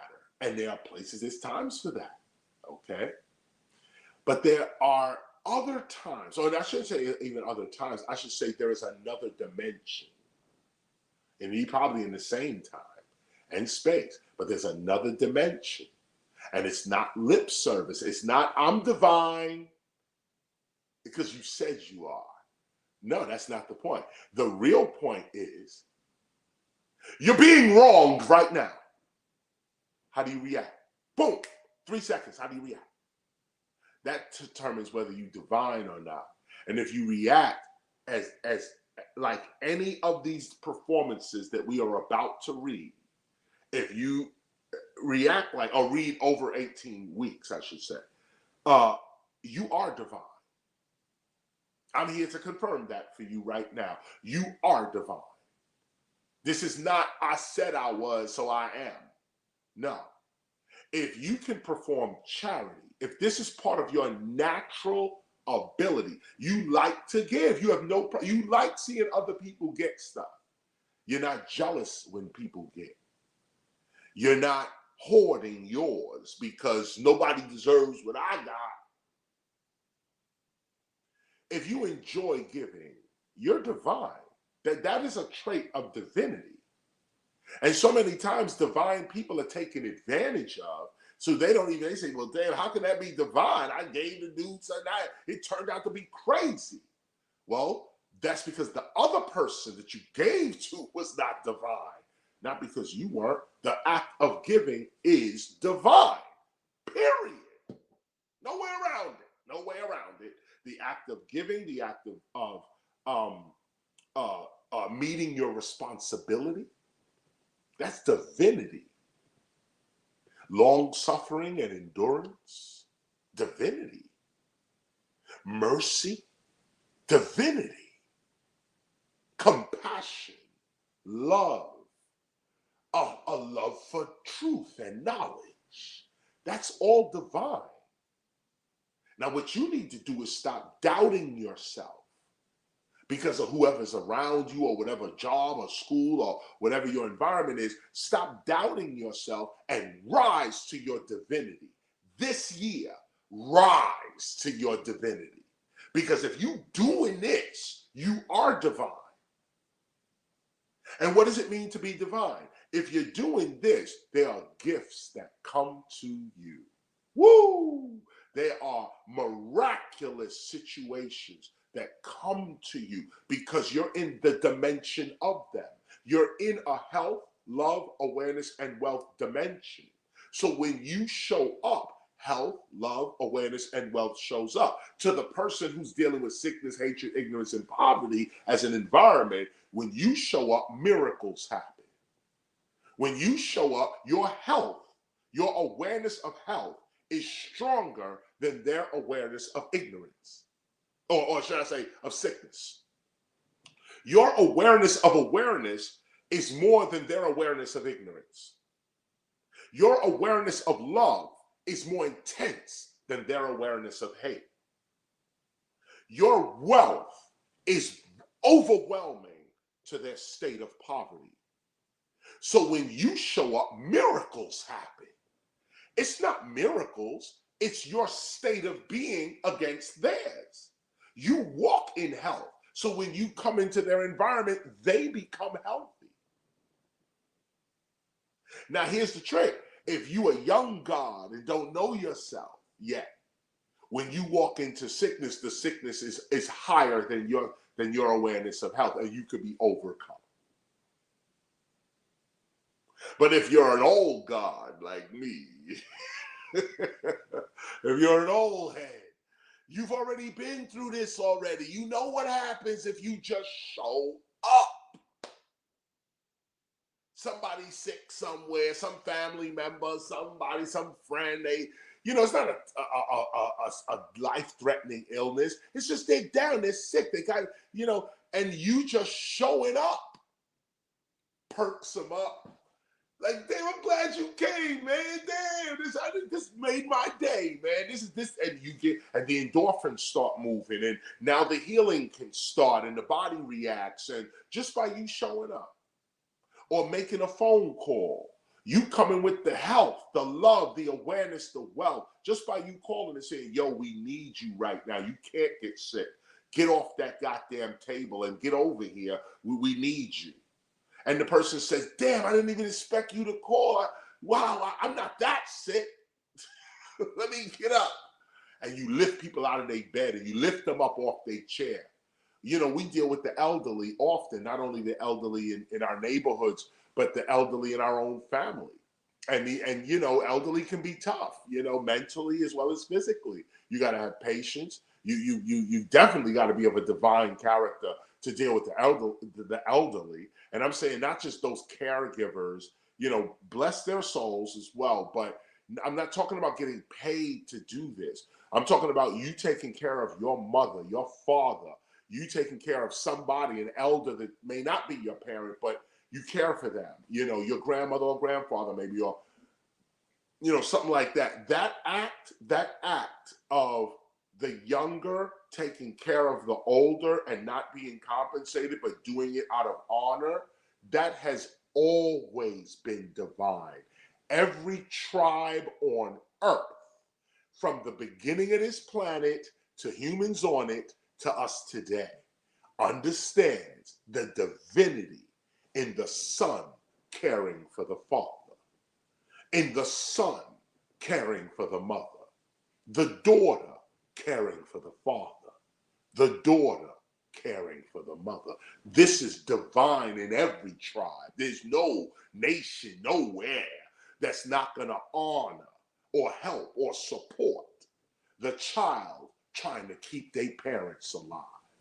That right there garners the support of the universe. You get that. Matter of fact, as I think about it, the Ten Commandments says, honor thy mother and thy father, that thy days may be long upon the earth. That your days, not even theirs. Okay, the Bible, you know, the Ten Commandments, like using your parents to get a blessing out of them. But it tells you right there, honor them. And the honor is not praise them, it's take care of them.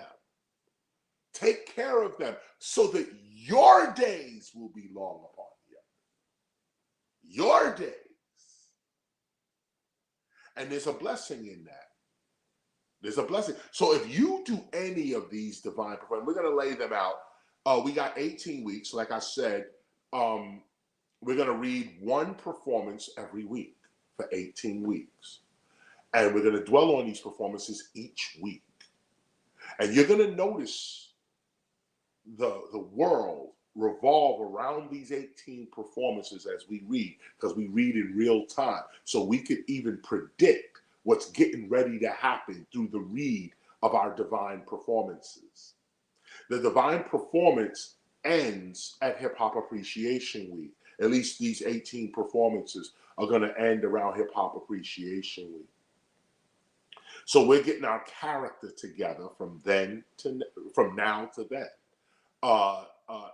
And so let me begin. This is the divine performance, and we're reading this as scholars of the Temple of Hip Hop, as the official teachers of our culture. We're reading this as a check on our character, that we know that we are divine. And to be sure that we are divine, let us read together the states of divinity, that we are doing them, that we are accurate with them, and that we can teach them accurately because we live them.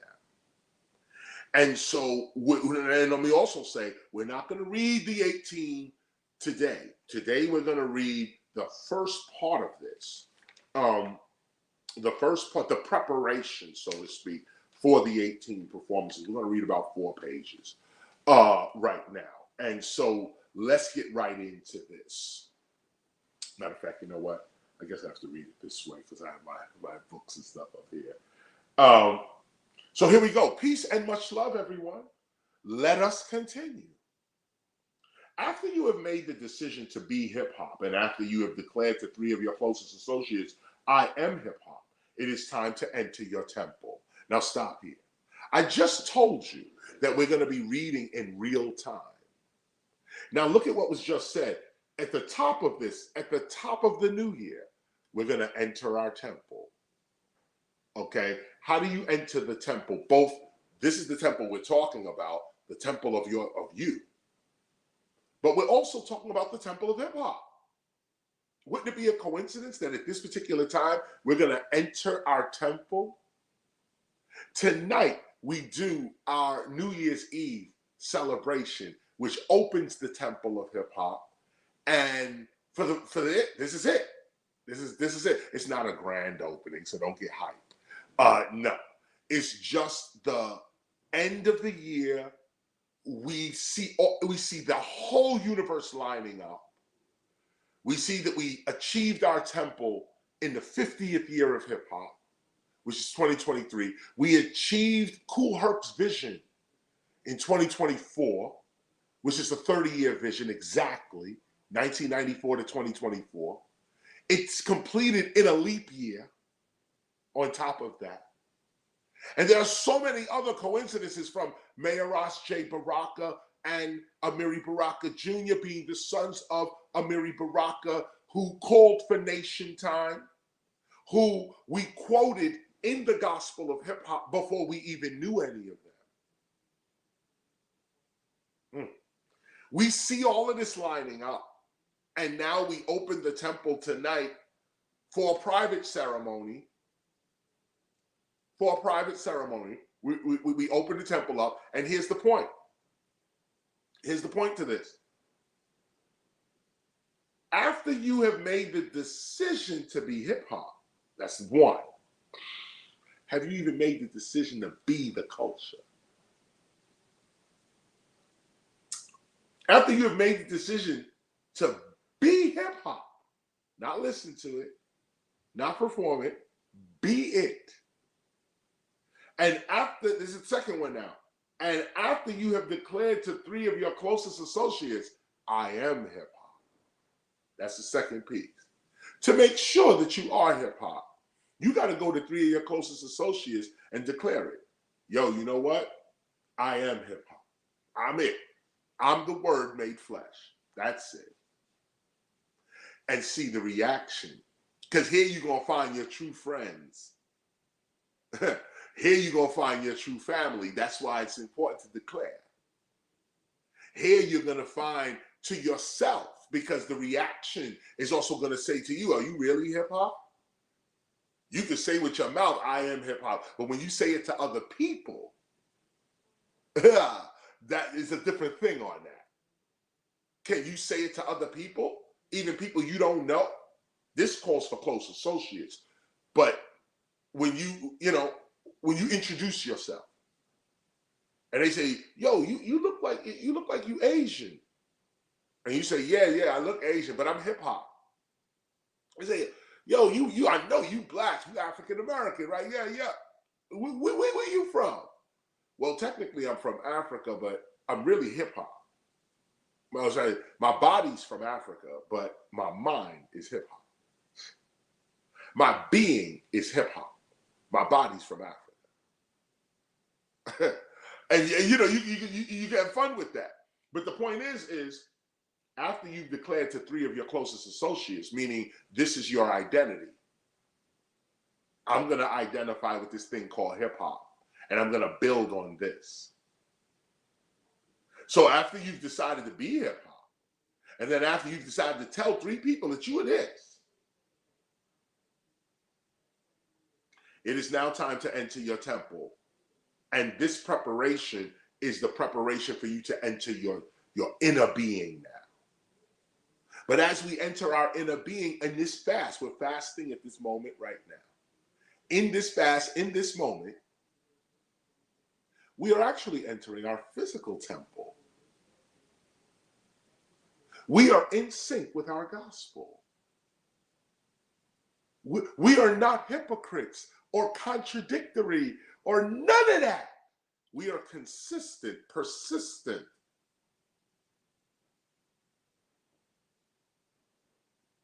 For it is not enough to read about what spiritual righteousness is. The true hip hopper must act out or perform spiritual righteousness in order to experience the peace and power of the spiritual realm. And this requires strength. For without spiritual strength or endurance, no spiritual values or principles can be achieved. At the top of this discipline, it should be clearly pointed out that the divine performance reveals only the first steps in hip hop's spiritual living. This study gets the true hip hopper ready for the deeper mysteries of God, which must be lived in order to be understood. Very important piece right here, because also I'm going to be making distinctions here as well about hip hop spiritual living, and not in no competition way where I'm saying, oh, we better than this religion. I could never say that. These religions that have been around, Christianity, Judaism, Islam, Shinto, Jain, Buddhism, Hinduism, even Wiccan, Satanism, and everybody else, Yoruba, come on now, Vodou, come on now. These ancient religions, we could never disrespect that. In fact, we are products of that. Of all of what I just mentioned in that sense. And on top of that, the hip hop minister has to speak to hip hop. And in hip hop, we have Buddhists, Hindus, Jews, Christians, Muslims. We have to speak to everybody, which means we have to speak a truth sermon.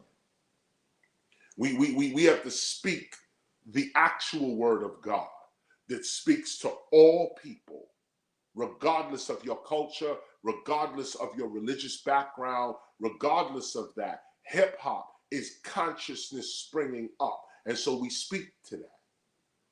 Now, here's the distinction. One of these distinctions is that most religions today, world religion, and I don't even want to say the religion itself, because the religion itself is beautiful. If you pick up any of these books are beautiful. And what they're offering is the truth. It's the practitioners of these books. You could clearly see nobody following their book. Nobody really rising to the level of what their holy book is saying. And so we make a distinction with the temple of hip hop. We say, look, we're not dissing nobody. We can't. We're the young ones on the block. We don't have to, we're not, and beside that, we're never going to disrespect another path to God. That's stupid. We're not doing that. But we know that we exist. Let's keep it real. Okay? We know we exist. And we know God is with us. We have evidence of it. This is not just a belief for us. We have evidence of a divine intelligence over our culture. And we wrote it down. And we could see it repeatedly responding to us in certain ways. And these ways, everybody don't see these ways because they're not living a divine life. But those of us that are living the divinity that we preach, you see the results. And those of you that even don't live the divinity we preach, you too see the results though. We're not dreaming. This is not no faith like, we gonna keep saying something that never comes true or never happens. That's not hip hop. Hip hop is about keeping it real. So the real of this is that most of the practitioners of the world's religions, they want a religion without justice. They want to build churches on stolen land with the blood of Native Americans under it. They want to build mosques and synagogues with a slavery past. And I say this respectfully. I'm not dissing the mosque or the synagogue or the church or the temple. But a new day is dawning. A new day is dawning in truth. And this day, keep in mind, we're at the dawn of the age of Aquarius, okay? If not in it already, okay? We're at the beginning of a new age. We just left Pisces. We're coming up into Aquarius. The universe itself is offering us something different. We've had all kinds of alignments from 2012, from 2000, so on. And those astrologers and astronomers out there, we're going through a transition right now. That's what's going on. So here comes hip hop out of the universal transition to say, let us speak truth one more time at the beginning of the age. God is about love and peace and unity, not war and hatred and ignorance. Let us return to our own holy books and do what the knowledge says do. Let's become the saviors and messiahs and sages of the books we read. That was the point to the book. That was the point. Otherwise, the sage would have kept the knowledge to himself because you can't achieve it. But that's not what happened. The sage wrote it down because you can achieve it. And so we continue. Look at this. This study gets the true hip-hopper ready for the deeper mysteries of God, which must be lived in order to be understood. This is one of the distinctions right here. Lived in order to be understood. If you live your spirituality, then you can't even open your mouth in America without first giving praise to the Native Americans whose land we're on. And that doesn't just mean Cherokee, Apache, whoever we could quickly call off our tongue, Hopi, and this one and that one. I'm talking about before they get labeled anything, before they label themselves anything. There's an indigenous population here that we all come from that got wiped off, and we now standing in their blood. We're standing on their land, and many of the actual Christian churches, as well as mosques and synagogues, were built literally on top of ancient temples and sacred sites. We know this. So there's no blame, there's no criticism or nothing here. But if we know the truth, why don't we just stand on it? You don't have to criticize. You don't have to point fingers. You don't have to degrade. Like I just said, we're not doing that. But we will speak the truth. The truth of the matter is, how can you call yourself holy or spiritual standing on stolen land in a stolen temple with stolen people talking a stolen knowledge? Because these gospels are all stolen. Not the gospel of hip hop, of course, but all these others though, the original writers of all of the gospels got their books stolen from them. They did not intend their knowledge to be worldwide. Excuse me. They did not intend this. They intended for their students to get this knowledge, which is you. They intended their students to get it. They intended their family members to get it. And not all of these books are the same. The Torah has a certain group it was talking to, and the New Testament has several groups it's talking to. Islam has a group it's talking to. Buddha has a group it's to. Hindu. And each of these groups, the gospel, their culture colors the gospel. So let me I just remembered that I was supposed to play a video before I started reading this. I do want to drink this water. Why don't we go ahead and play this video now, and I'll let me take our first break, and we'll come back. This is Black, getting you ready for Black History Month. See if you could name some of the figures that come up in the video. I'll be right back.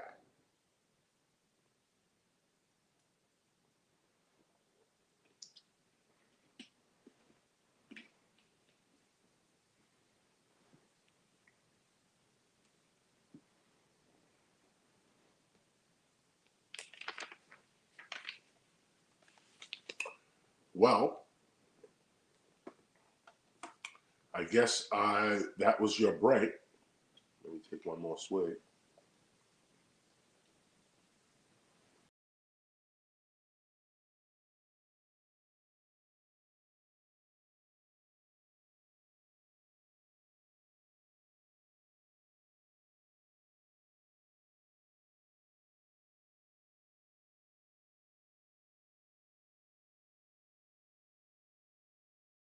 Don't be afraid. Don't be ashamed. We want black power. We want black power. We want black power. We want black power. We want black power. We want black power. We want black power. That's right. That's what we want. Black power. We don't have to be ashamed of it. This is not the regular, this is that boom, blah, blah, blah. Some they call it secular, I just call it black. Mark Marcus Garvey, Bookmandati, bring that army back, back, back. Malcolm X and Kwame Ture, this is where I'm at. If you wanna talk to me about black, black, black. Haile Selassie the first, Negus Nagas, let's talk about that. Kaboom, Nanny Maroon and all the Maroons, let's talk about that. The real Underground Railroad, the first subway for black, black, black. The freedom train begins with your brain, get in on track. Whether justice or injustice, how do you react? Can you stand there laughing while they shoot us in the black, black, black? This is what some rappers sound like every time they rap.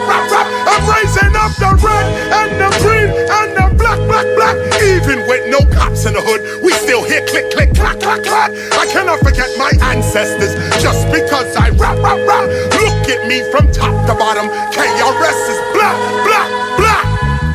Get up, get out, speak up, speak out, reach up, reach out. This is what black about.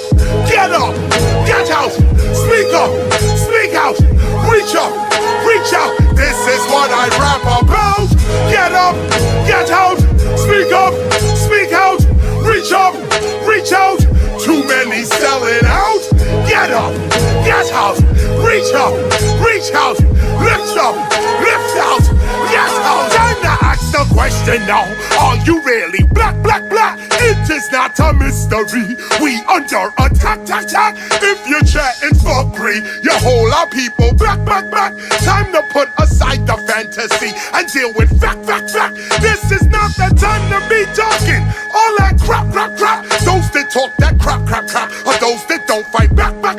You can say what you like, but real skill I never lack. Black is more a consciousness, the way you think and act. Yo, get up, get out, speak up, speak out, reach up, reach out. This is what black about.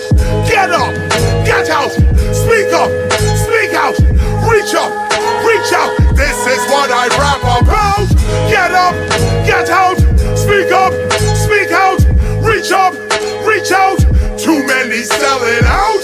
Get up, get out, reach out, lift up, lift out, get out, lights out.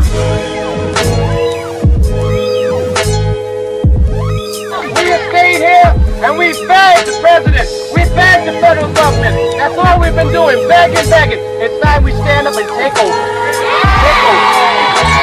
We have to do what every group in this country did. We got to take over the communities where we outnumber people so we can have decent jobs, so we can have decent houses, so we can have decent roads, so we can have decent schools, so we can have decent justice.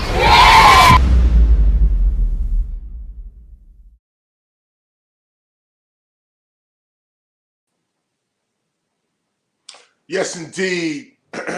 Took me back a little bit in loving memory of Kwame Ture. Word up, Stokely Carmichael. That was my dude, straight up and down. Still is. What do you mean was my dude? That is my dude. Right up and down. That was black. Talking that blackness again. And let me also mention, keep in mind that here at the Temple of Hip Hop, we acknowledge knowledge. We acknowledge truth. We're not approaching black from a racial point of view. We're approaching black from a truth point of view. Time to put aside the fantasy and deal with fact. That's the point. So we're here at the third overstanding. I read the first three pieces, but let me because this is supposed to be our second half. Let me just go ahead and read the first paragraph 1, 2, and 3 again. And I'm just going to read straight through, probably with minimal breaks, so we could just get this in us real quick. So let us continue. After you've made the decision to be hip-hop, and after you have declared to 3 of your closest associates, I am hip-hop, it is time to enter your temple. For it is not enough to read about what spiritual righteousness is. The true hip-hopper must act out or perform spiritual righteousness in order to experience the peace and power of the spiritual realm. And this requires strength. For without spiritual strength, endurance, no spiritual virtues or principles can be achieved. At the top of this discipline, it should be clearly pointed out that the divine performance reveals only the first steps in hip-hop spiritual living. This study gets the true hip-hopper ready for the deeper mysteries of God, which must be lived in order to be understood. Such an understanding is designed to build up the spiritual character and awareness of the hip-hopper in preparation for the deeper spiritual for the deeper spiritual knowledge to come. The divine performance centers the hip-hopper's life around a simple set of timeless spiritual principles, timeless. Let me read that again one more time. The divine performance centers the spiritual life, the hip-hopper's life, around a simple set of timeless spiritual life skills that open the gates of the spiritual realm and preserves the actual life of the hip-hopper, thus preserving hip-hop for real. For it is never one's talent that ensures one's longevity. Even with great talent and or inheritance, it is one's personal character that truly ensures one's professional success and longevity. We have seen too many talented people, artistic and otherwise, fail to acquire and or maintain successful careers, even with great skills, because of the shortcomings of their own personal characters.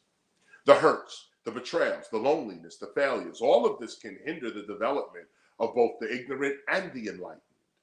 But if you put God first in your life and lend your heart to the reality of God only, all else shall fall into place.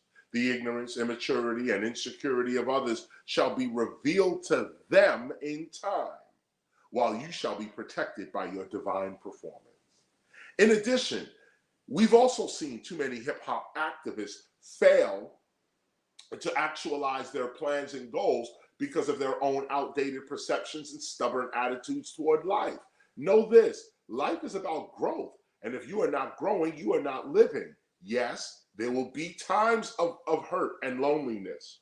Yes, you will wonder why people do what they do. But in the end, if you remain strengthened and transformed by your performance of divinity, peace, and justice. Oh, well, let me put it this way.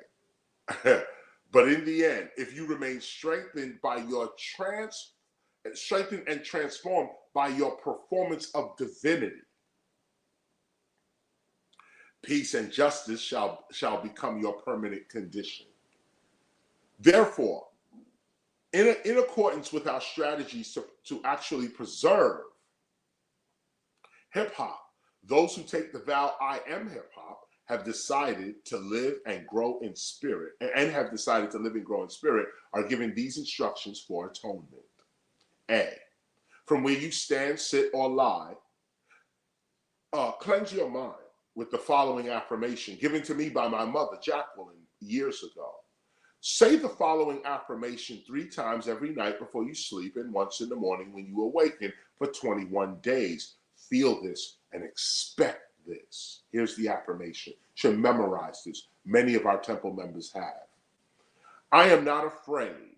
Today I give myself permission to be all that I can be. New fields of divine activity now open for me. Unexpected doors fly open. Unexpected channels are now free. My mind is focused and directed toward my victory. I now create what I need with divine energy. Good things come to me easily, in peace, and at the right time. There it is. B, at this very moment, you should decide to change your diet. Change your diet toward the consumption of healthier foods and thoughts. We just still talking about this. If you are above the age of 18, you should gradually withdraw from the consumption of all processed and junk foods, meats and meat products. Gradually withdraw, not cold turkey. Gradually. Even before you finish these overstandings, you should gradually begin to accustom your mind and body toward a healthier diet. You should begin to gradually lessen your intake of dairy, flour, sugar, salt, and all other addictions like hate, worry, and fear. Resist overeating and lessen your intake of drugs that can cause irregular eating or overeating. Respect yourself by committing to yourself. And look at that. You know, this is a profound statement here. You should begin to gradually lessen your intake of dairy, flour, salt, sugar, other addictions like hate, worry, and fear, and also overeating and taking drugs that cause overeating, like weed, marijuana, and all of that. Lessen that now. Begin to bring that down now. Respect yourself by committing to yourself.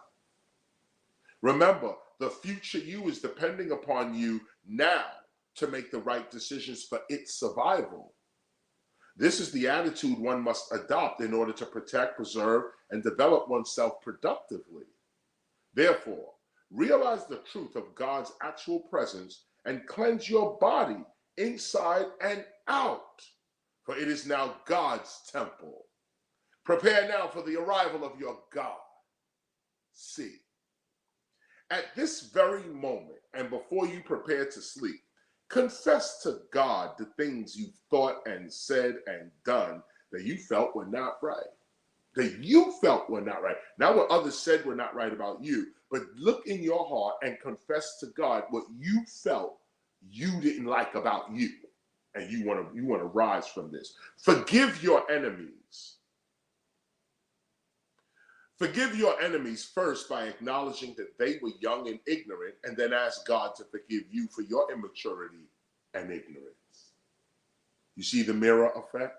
What you want from God, you got to do for other people. How you want the universe to respond to you, you got to respond to the universe. The universe is a mirror. You hear this all the time. It's a mirror. What you do to it is what it's doing to you.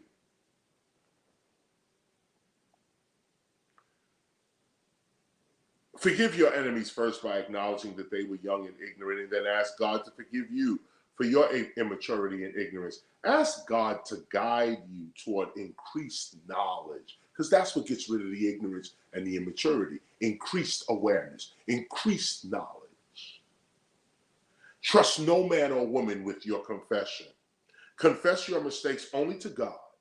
Ask God to forgive you. Ask God to forgive you of your angry and discourteous responses, even while driving, working, walking. Humble yourself and truly contemplate the pain that you've caused others. Ask God to forgive you and bless those whom you have performed ignorantly and destructively toward. You can also directly seek the forgiveness of those you have hurt by performing the superhuman act of apologizing. You know, apologizing is a superhuman act. Cleanse the guilt from your own heart. That's the point. Apologize, repent, and let it go. Seek to resolve the conflicts and misunderstandings in your own life. C, perform forgiveness, and we'll get to that. D, right now, at this very moment, think about a space close to where you sleep where you could set up an area to pray and study. It could be a space on the floor, a table, a shelf, or a window. It could be as small as a shoebox in a corner or as large as the entire bedroom. In any event, at your beginning, the space you set aside to pray and study should be near to where you sleep, if possible. After you've designated a space, choose a surface, a table, a shelf, a box, a crate, etc., to place in your sacred space. Such a surface is commonly called an altar. It is the physical place you go to alter your awareness from natural to divine. It is the place where you talk in the presence of God. It is in this place that you affirm your past, present, and future victories. Here you can cover your designated surface with a new and clean cloth. Then place upon your covered surface a candle or candles, your favorite oils, sprays, waters, incense, pictures of those whom you truly love and or admire, and this gospel of hip hop, open to either the freestyles or your favorite overstanding. After you have done this, thank God for your sacred space and then repeat your affirmation 3 times and go to sleep in faith, in peace. Cleanse your environment with the establishment of your sacred space, and let not your sacred space be violated. Respect that space. Believe in your heart. Believe in your spiritual reality, and it shall become real in your life. Let us continue. Now, this is an analogy I'm getting ready to read. This is an analogy of the hip-hop spiritual life. At an average rap music concert, there is usually an opening act or acts followed by a headliner. Attuned hip-hoppers and experienced rap fans alike have learned that great opening acts that have been successful have always shouted praise to the headliner and have always sought to align their performances to that of the headliners. The opening act performs with an understanding that the headliner is sure to follow with an even more elaborate performance. It is the headliner who closes the show. Similarly, attuned hip-hoppers know that God is the true headliner in every arena of life. Even if the hip-hopper is a headliner in the world, the attuned hip-hopper remains an opening act to God. As an opening act, the attuned hip-hopper performs life in spirit, knowing that God will close the show. Whatever the attuned hip-hopper does, it is done with the understanding that God will complete whatever has started. When this truth is realized, one's actions will reflect such a realization. You get that? When you really have realized this, your actions will reflect this realization. How often do we forget that the hip-hop lived life is a performance, and that imitating the performances or the performance of God sets one apart from the world and its troubles? Attuned hip-hoppers live life as a great performance. When we are at work, we're performing. When we are with family, we're performing. Every day and every moment of the day, we are performing. Even while asleep, there are a variety of performances taking place within one's mind, body, and environment. It is our performances in life that manifest or form the circumstances of our lives. Now get this. Each performance is literally a pre-formed dance or a pre-formed ance, an action or movement, a hop that creates and forms life circumstances. Did you hear that? Therefore, attuned hip-hoppers align their performances to God's performance, remaining protected, prosperous, and at peace, in harmony with the will of God in their lives continuously. And look at this word, performance. That's why we chose the concept to perform your righteousness. Not only does it match our actual life as hip-hoppers, as performers, but we also see that to preform something is the action before something is formed. So really, thought is like the performance of action. It's like action is not even the performance. It's your thought that is the preform of whatever's about to go down. So it's like, take a look at that. Each performance is literally a preformed dance or a preformed ance, an action that creates and forms life circumstances. So you can govern and guide and manipulate the circumstances of your life by preforming the life that you're thinking about. Like, you think life is random. No, it's not. You are preforming it with your words, with your thinking, with your being. You're stepping into your own mind. You are preforming in your being the life that you are experiencing right now. So if you can alter the form before you form, you get to control your life. You get to guide your life. You get to create the life you want. By understanding the science of performance. For when God's personality is the habit, is a habit in your life, victory over the streets is inevitable and constant. And when God is enough for you, peace shall also be enough for you. This performance ensures one's longevity as an MC, DJ, graffiti writer, etc. Rap fans are trapped in the law of lyrical freestyling, while attuned hip-hoppers enjoy a life that is free. Rap fans focus only upon the sales and the performances of the marketplace, while attuned hip-hoppers focus upon the performances of their God and receive all things freely. To perform correctly is to live and act totally aware of your life. And look at this. This is the analogy. To perform correctly is to live and act totally aware of your life and actions. That's the performance. You are aware of your life and actions, so you perform them.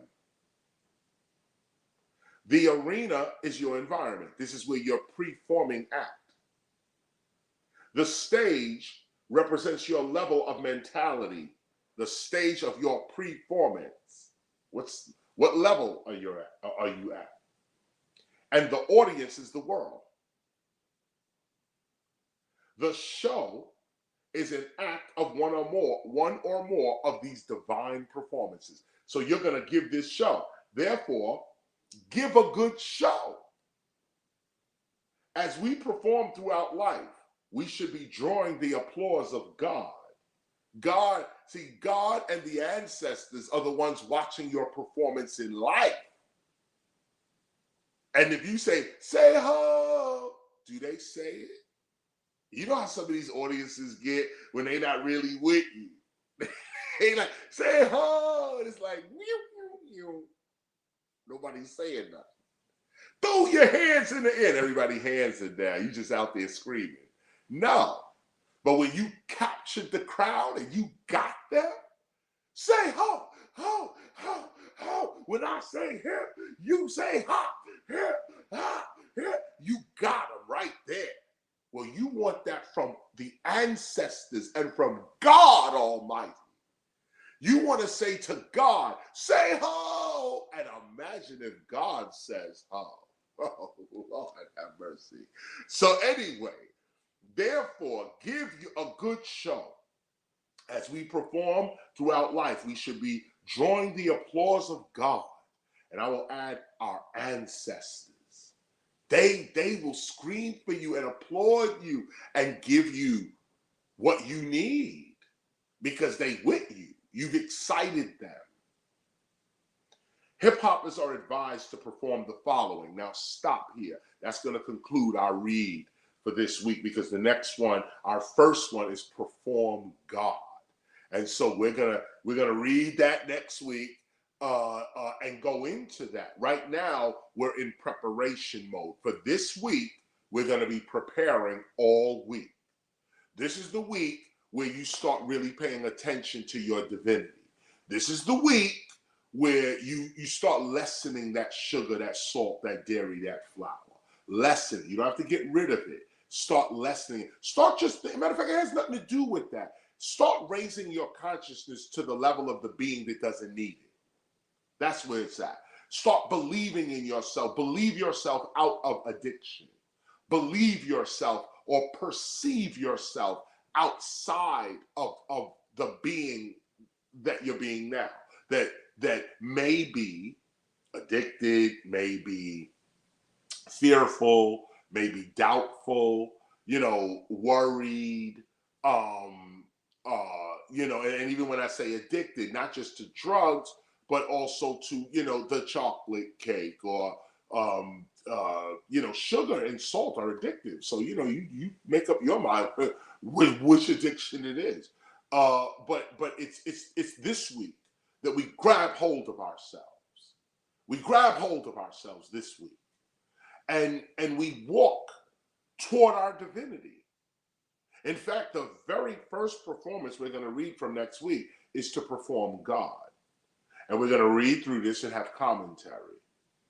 And as we read through this, you know, we may actually bring in certain scholars to further explain this with us. You'll notice as the Temple of Hip Hop grows, other scholars will be coming forward. My work is not necessarily done, but I'm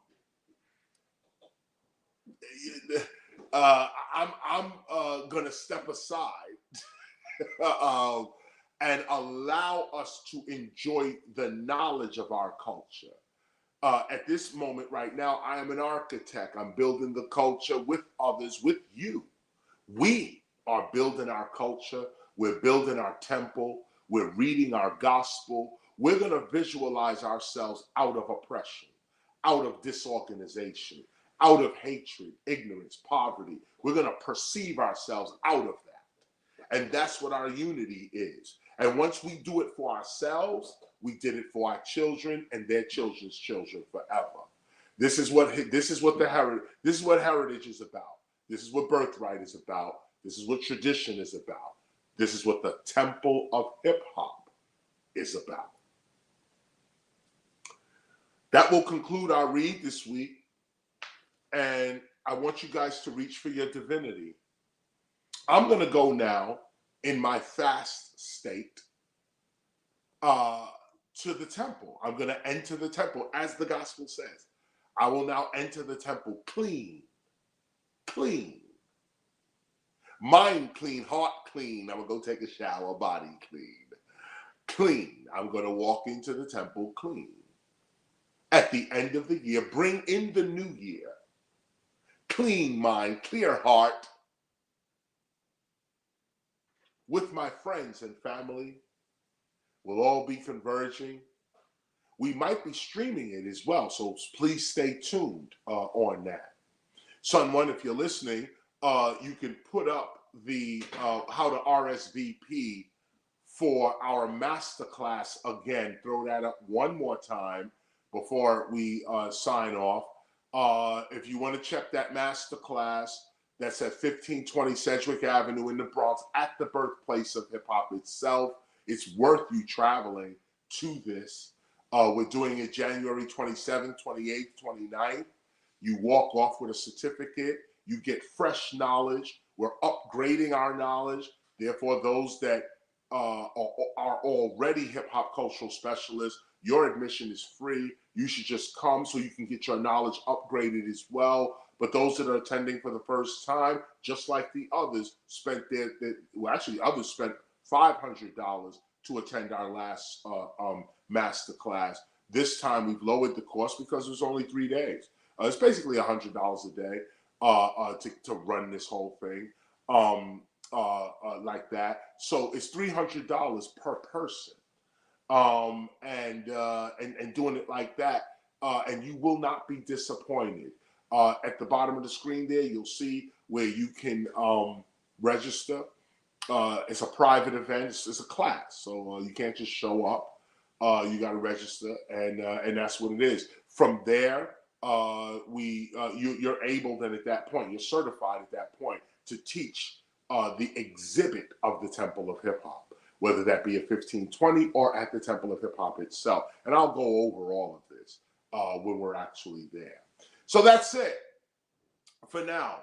We probably should end with another video. I don't want to just cut off right now. Maybe we, No, we just played that already. Maybe we should go to maybe hip hop, or you know what I haven't seen in a while is Don't Fall For It. We haven't seen that in a minute. Maybe we should throw that on. I will linger for a little longer until that's ready. But Don't Fall For It. So, Son One, if you could dig that up, Don't Fall For It. I think that's appropriate too during these times. People are vying for our vote. You know, we're coming up to, 2024. So you're going to be hearing, I'm going to play this record a lot throughout the year, play this song a lot throughout the year, because it exemplifies the times that as Temple members, we're not being cynical, you know, but, and I urge us actually to get out there and vote. I urge voter education more than voter registration. But you've also heard me say that, but if hip hop ever did form a voting body, we might be able to affect some legislation and change some things. That cannot be denied. And this is another example of acknowledging truth. And I'll give you an example of that while we get the video ready. This is another example of acknowledging truth. That me personally, I know that the entire concept of democracy is flawed. Me and Socrates already know this, okay? So you're not coming at me with this democracy thing, okay? Let's cool off that. Plus, I live in a society where democracy has never happened, okay? We never had it. This is a vision, a thought. It's a philosophy that was never achieved. We keep trying to achieve it, but it never really happens. And so this concept of voting, like there really is a democracy and everybody's voice really matters and every vote counts, and this is silly. Like, this is becoming silly talk. We already know about the Electoral College. We already know the big money in politics. We already know that these politicians, when they get to that level of the money, you in another bracket, okay? We know this. But we also know that, and this is what many revolutionaries speak about, starting with the Black Panthers. We also know that local government of the people right around us, and you can seize that level of power. You're not totally powerless, and the United States government is not totally corrupt. Maybe 99.9% is, but that 1% of it that shines across the rest of it is not corrupt. And I had to learn the truth myself, for myself. I didn't read this. God knows I didn't read it, because the books I'm reading is saying America is corrupt, the government is corrupt, there's only criminals running it, and that's the end of it.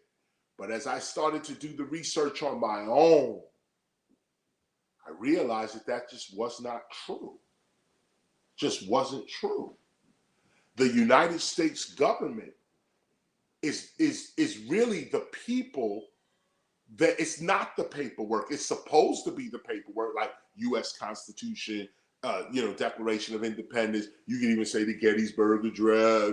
You can even, throw in that's Lincoln, but George Washington's last address, Harry Truman, is that, these are other documents that can go right along. These are speeches that can go right along with America's founding documents. It explains the country.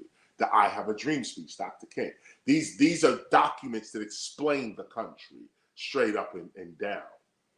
But those documents tend to paint a picture of America that's not totally accurate. The picture of America that hip hop sees is a different picture. And I'm not going to say hip hop sees, meaning that I see what you see. But there's some blanket issues, like, for instance, all of hip hop is not democratic. In fact, a lot of hip hop is Republican. Most of hip hop's ideas about itself and the world are conservative. We may look like we're liberal, but that's a lie. That's the lie of corporate media. That's what they pushing, this bullshit. but that's not real hip hop. The same way you would look at somebody like from the Confederacy, not from the Confederacy, well, maybe they're from the, but that's not what I want to say. What I want to say was a grandchild, a great-great-grandchild, somebody whose heritage is the Confederacy. So they want to hold on to that Confederate flag. They want to fly the Confederate banner. You know, they want to do that. On the surface, you could say, yeah, that's racist, and yo, how they going to uphold slavery and this and that. But we have to now learn to respect one another. That's what we're going to have to learn, to respect one another. And respect does not mean like one another. Respect does not mean I gotta like you. Don't mean that. Respect means you're a human being like I'm a human being.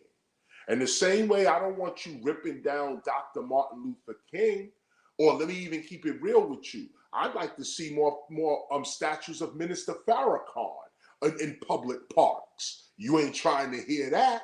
I know you ain't trying to hear that. So, and I don't want Minister Farrakhan's picture or Marcus Garvey's statue or anybody that I think should be in the public park. I don't want them pulled down. So if I don't want that for myself, why would I advocate that you pull down, you know, these Confederate soldiers or so on? Why would I advocate that? I don't want that for myself or who I think, you know, speaks to my culture, you know, that you may disagree with totally.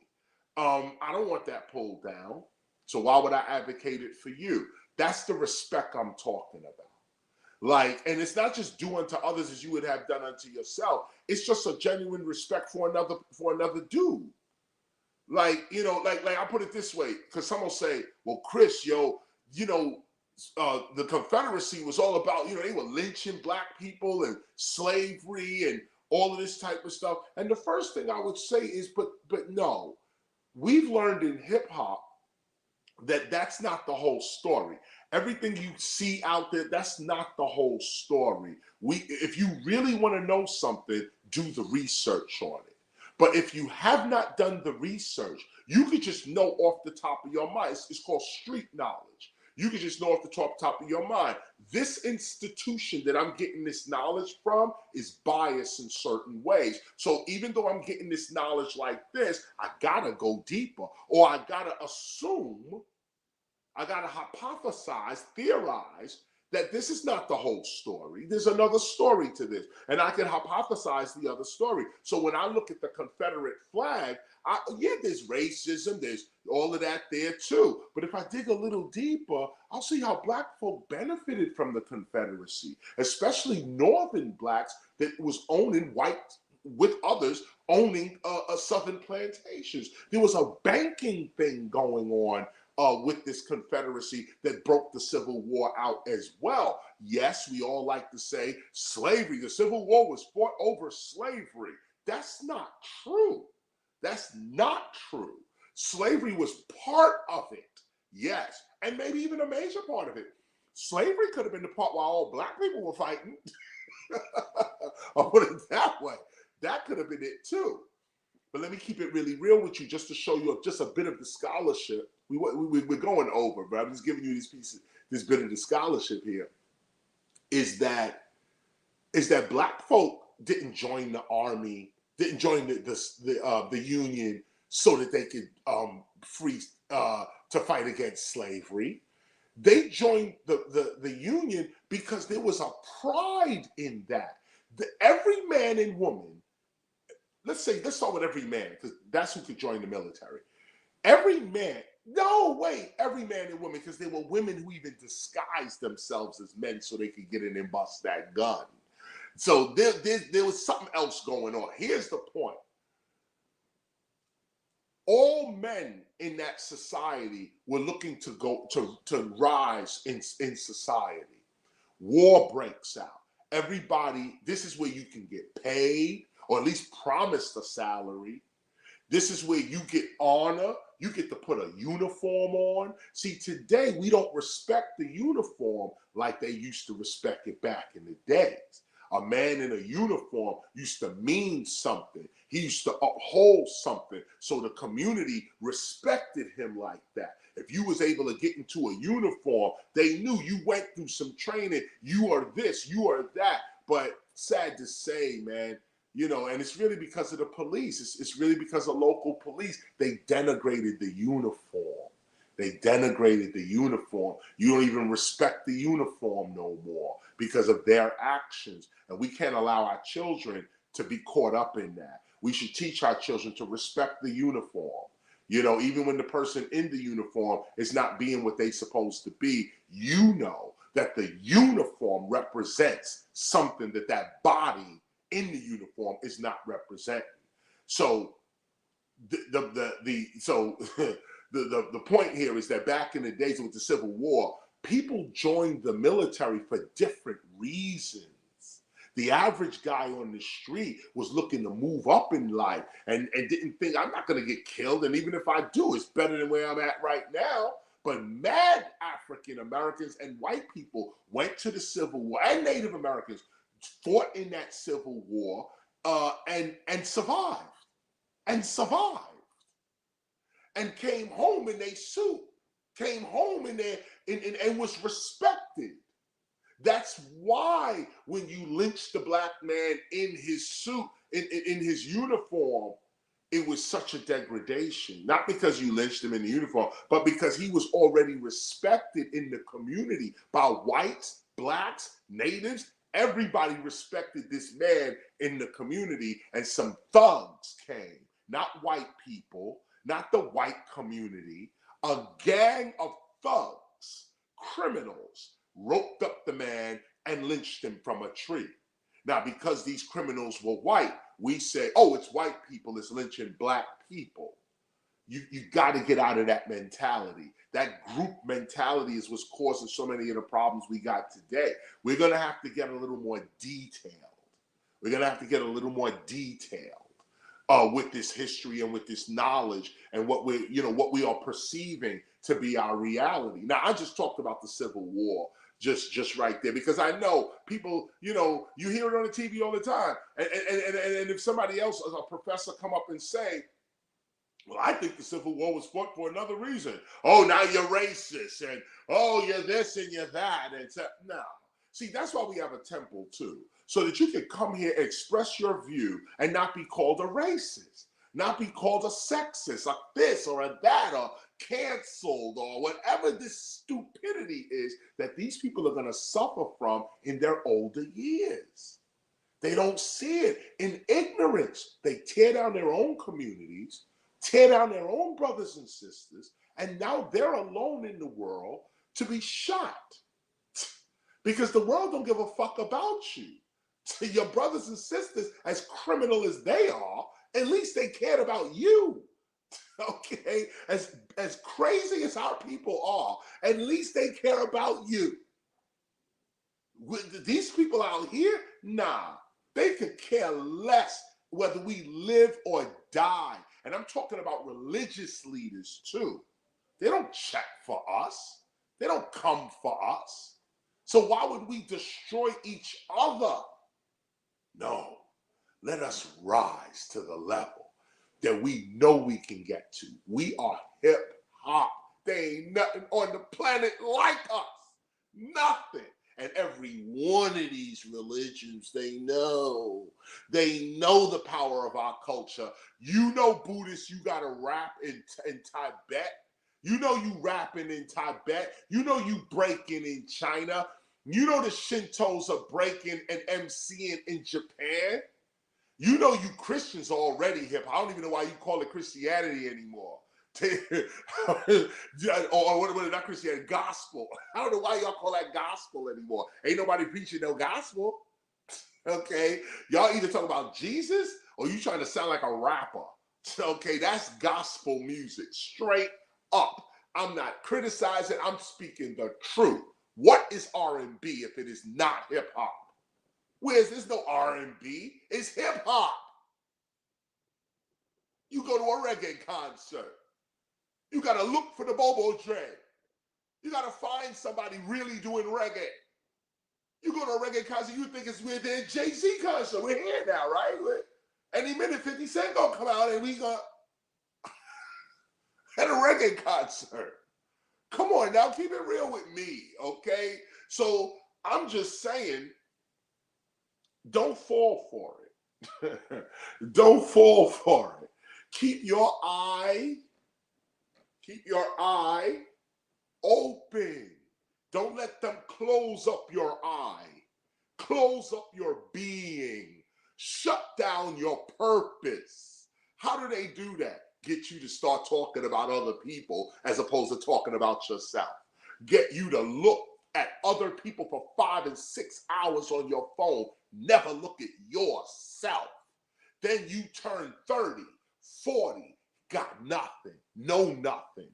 Nobody around you, no contacts. You built no relationships. You only built the relationship on your phone.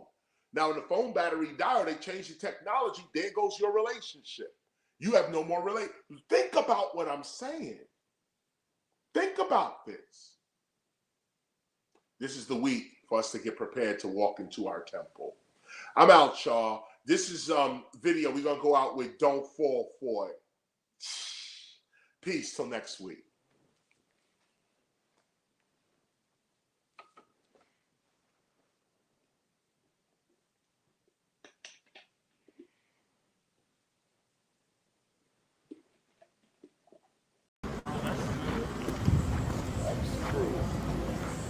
Oh, that's new.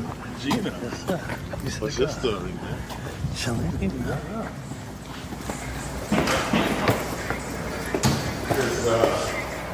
I thought I'd see how far I get. I wrote a verse to one of your joints. It's totally not finished, but I'll see how far I get. What's up, G? Welcome to the live. And this is where we get it so hard and popping with beats, rhymes. I didn't bring my full bag of rhymes with me, but I did manage to bring 2 notebooks that will explain today's session. And so here we are. Let's see what we actually get.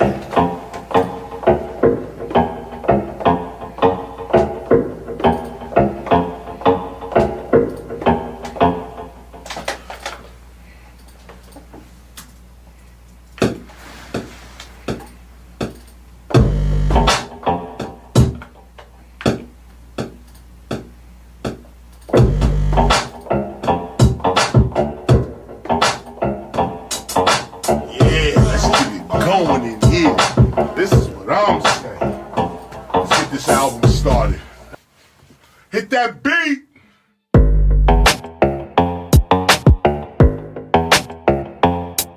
Don't you fall for it. Don't you fall for it.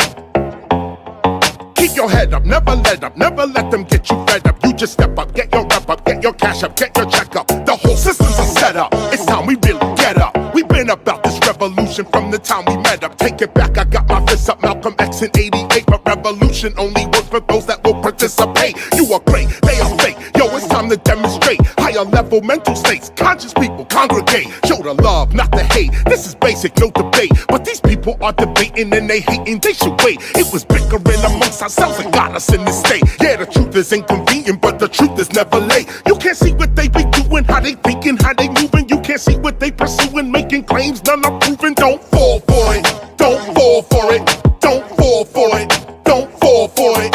We can see who is the enemy, sovereignty's the remedy. You don't need telepathy, it's white supremacy. Don't fall for it, don't fall for it, don't fall for it, don't fall for it. Bringing the raw, doing a tour, government officials bringing the law. You never see what you never saw. 303, open the door, knowledge reigns, that is the game. Ignorance, that is insane. Don't fall for it, the reps and the Dems are the same. This one's shooting us up, that one's locking us up. This one got us stuck, that one's out of luck. You can front if you need to, the cycle never ends. No justice, but in 4 years they hyping us again. Don't fall for it, don't fall for it, don't fall for it, don't fall for it. If you thinking and you earning and you drinking and you burning and you really not concerning with the news and what they learning, don't fall for it.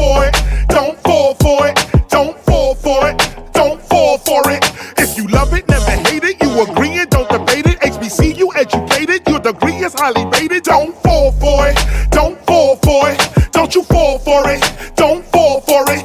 Yo, me, I'm not a fake dude. I'ma keep it real, real. They see through it all that America needs a heel deal. America ain't really sick. This is what it really is. Gunshots and cages for black and brown little kids. Now they acting like they not the cause of how we live. Do not tell me what you gonna do. I can see what you did. Look at her, look at him, look at them, look at me. Do you see our interests represented in society? No, you don't, and you won't, cause democracy's a joke. Every 4 years, these same people asking us to vote. Nothing changed but the Range Rover switching lanes over. I remain the flamethrower, knowledge reigns, game over. Don't fall for it, don't you fall for it. Rodney King, George Floyd, man, we all saw it. So don't protest with defiance, but don't move with self-reliance. While the soul is being silenced for the religion of science. Don't fall for it, don't you fall for it. Don't fall for it, don't you fall for it. If you thinking and you earning and you drinking and you burning and you really not concerning with the news and what they learning, don't fall for it, don't you fall for it.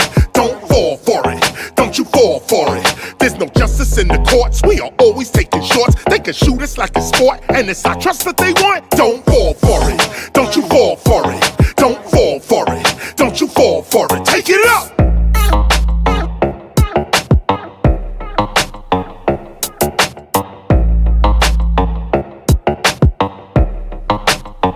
Take it low now.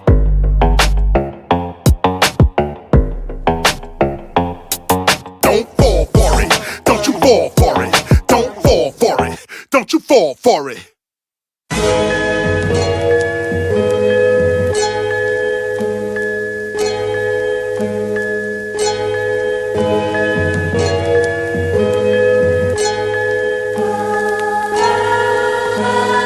This is not the regular, this is that boom, bap, bap, bap.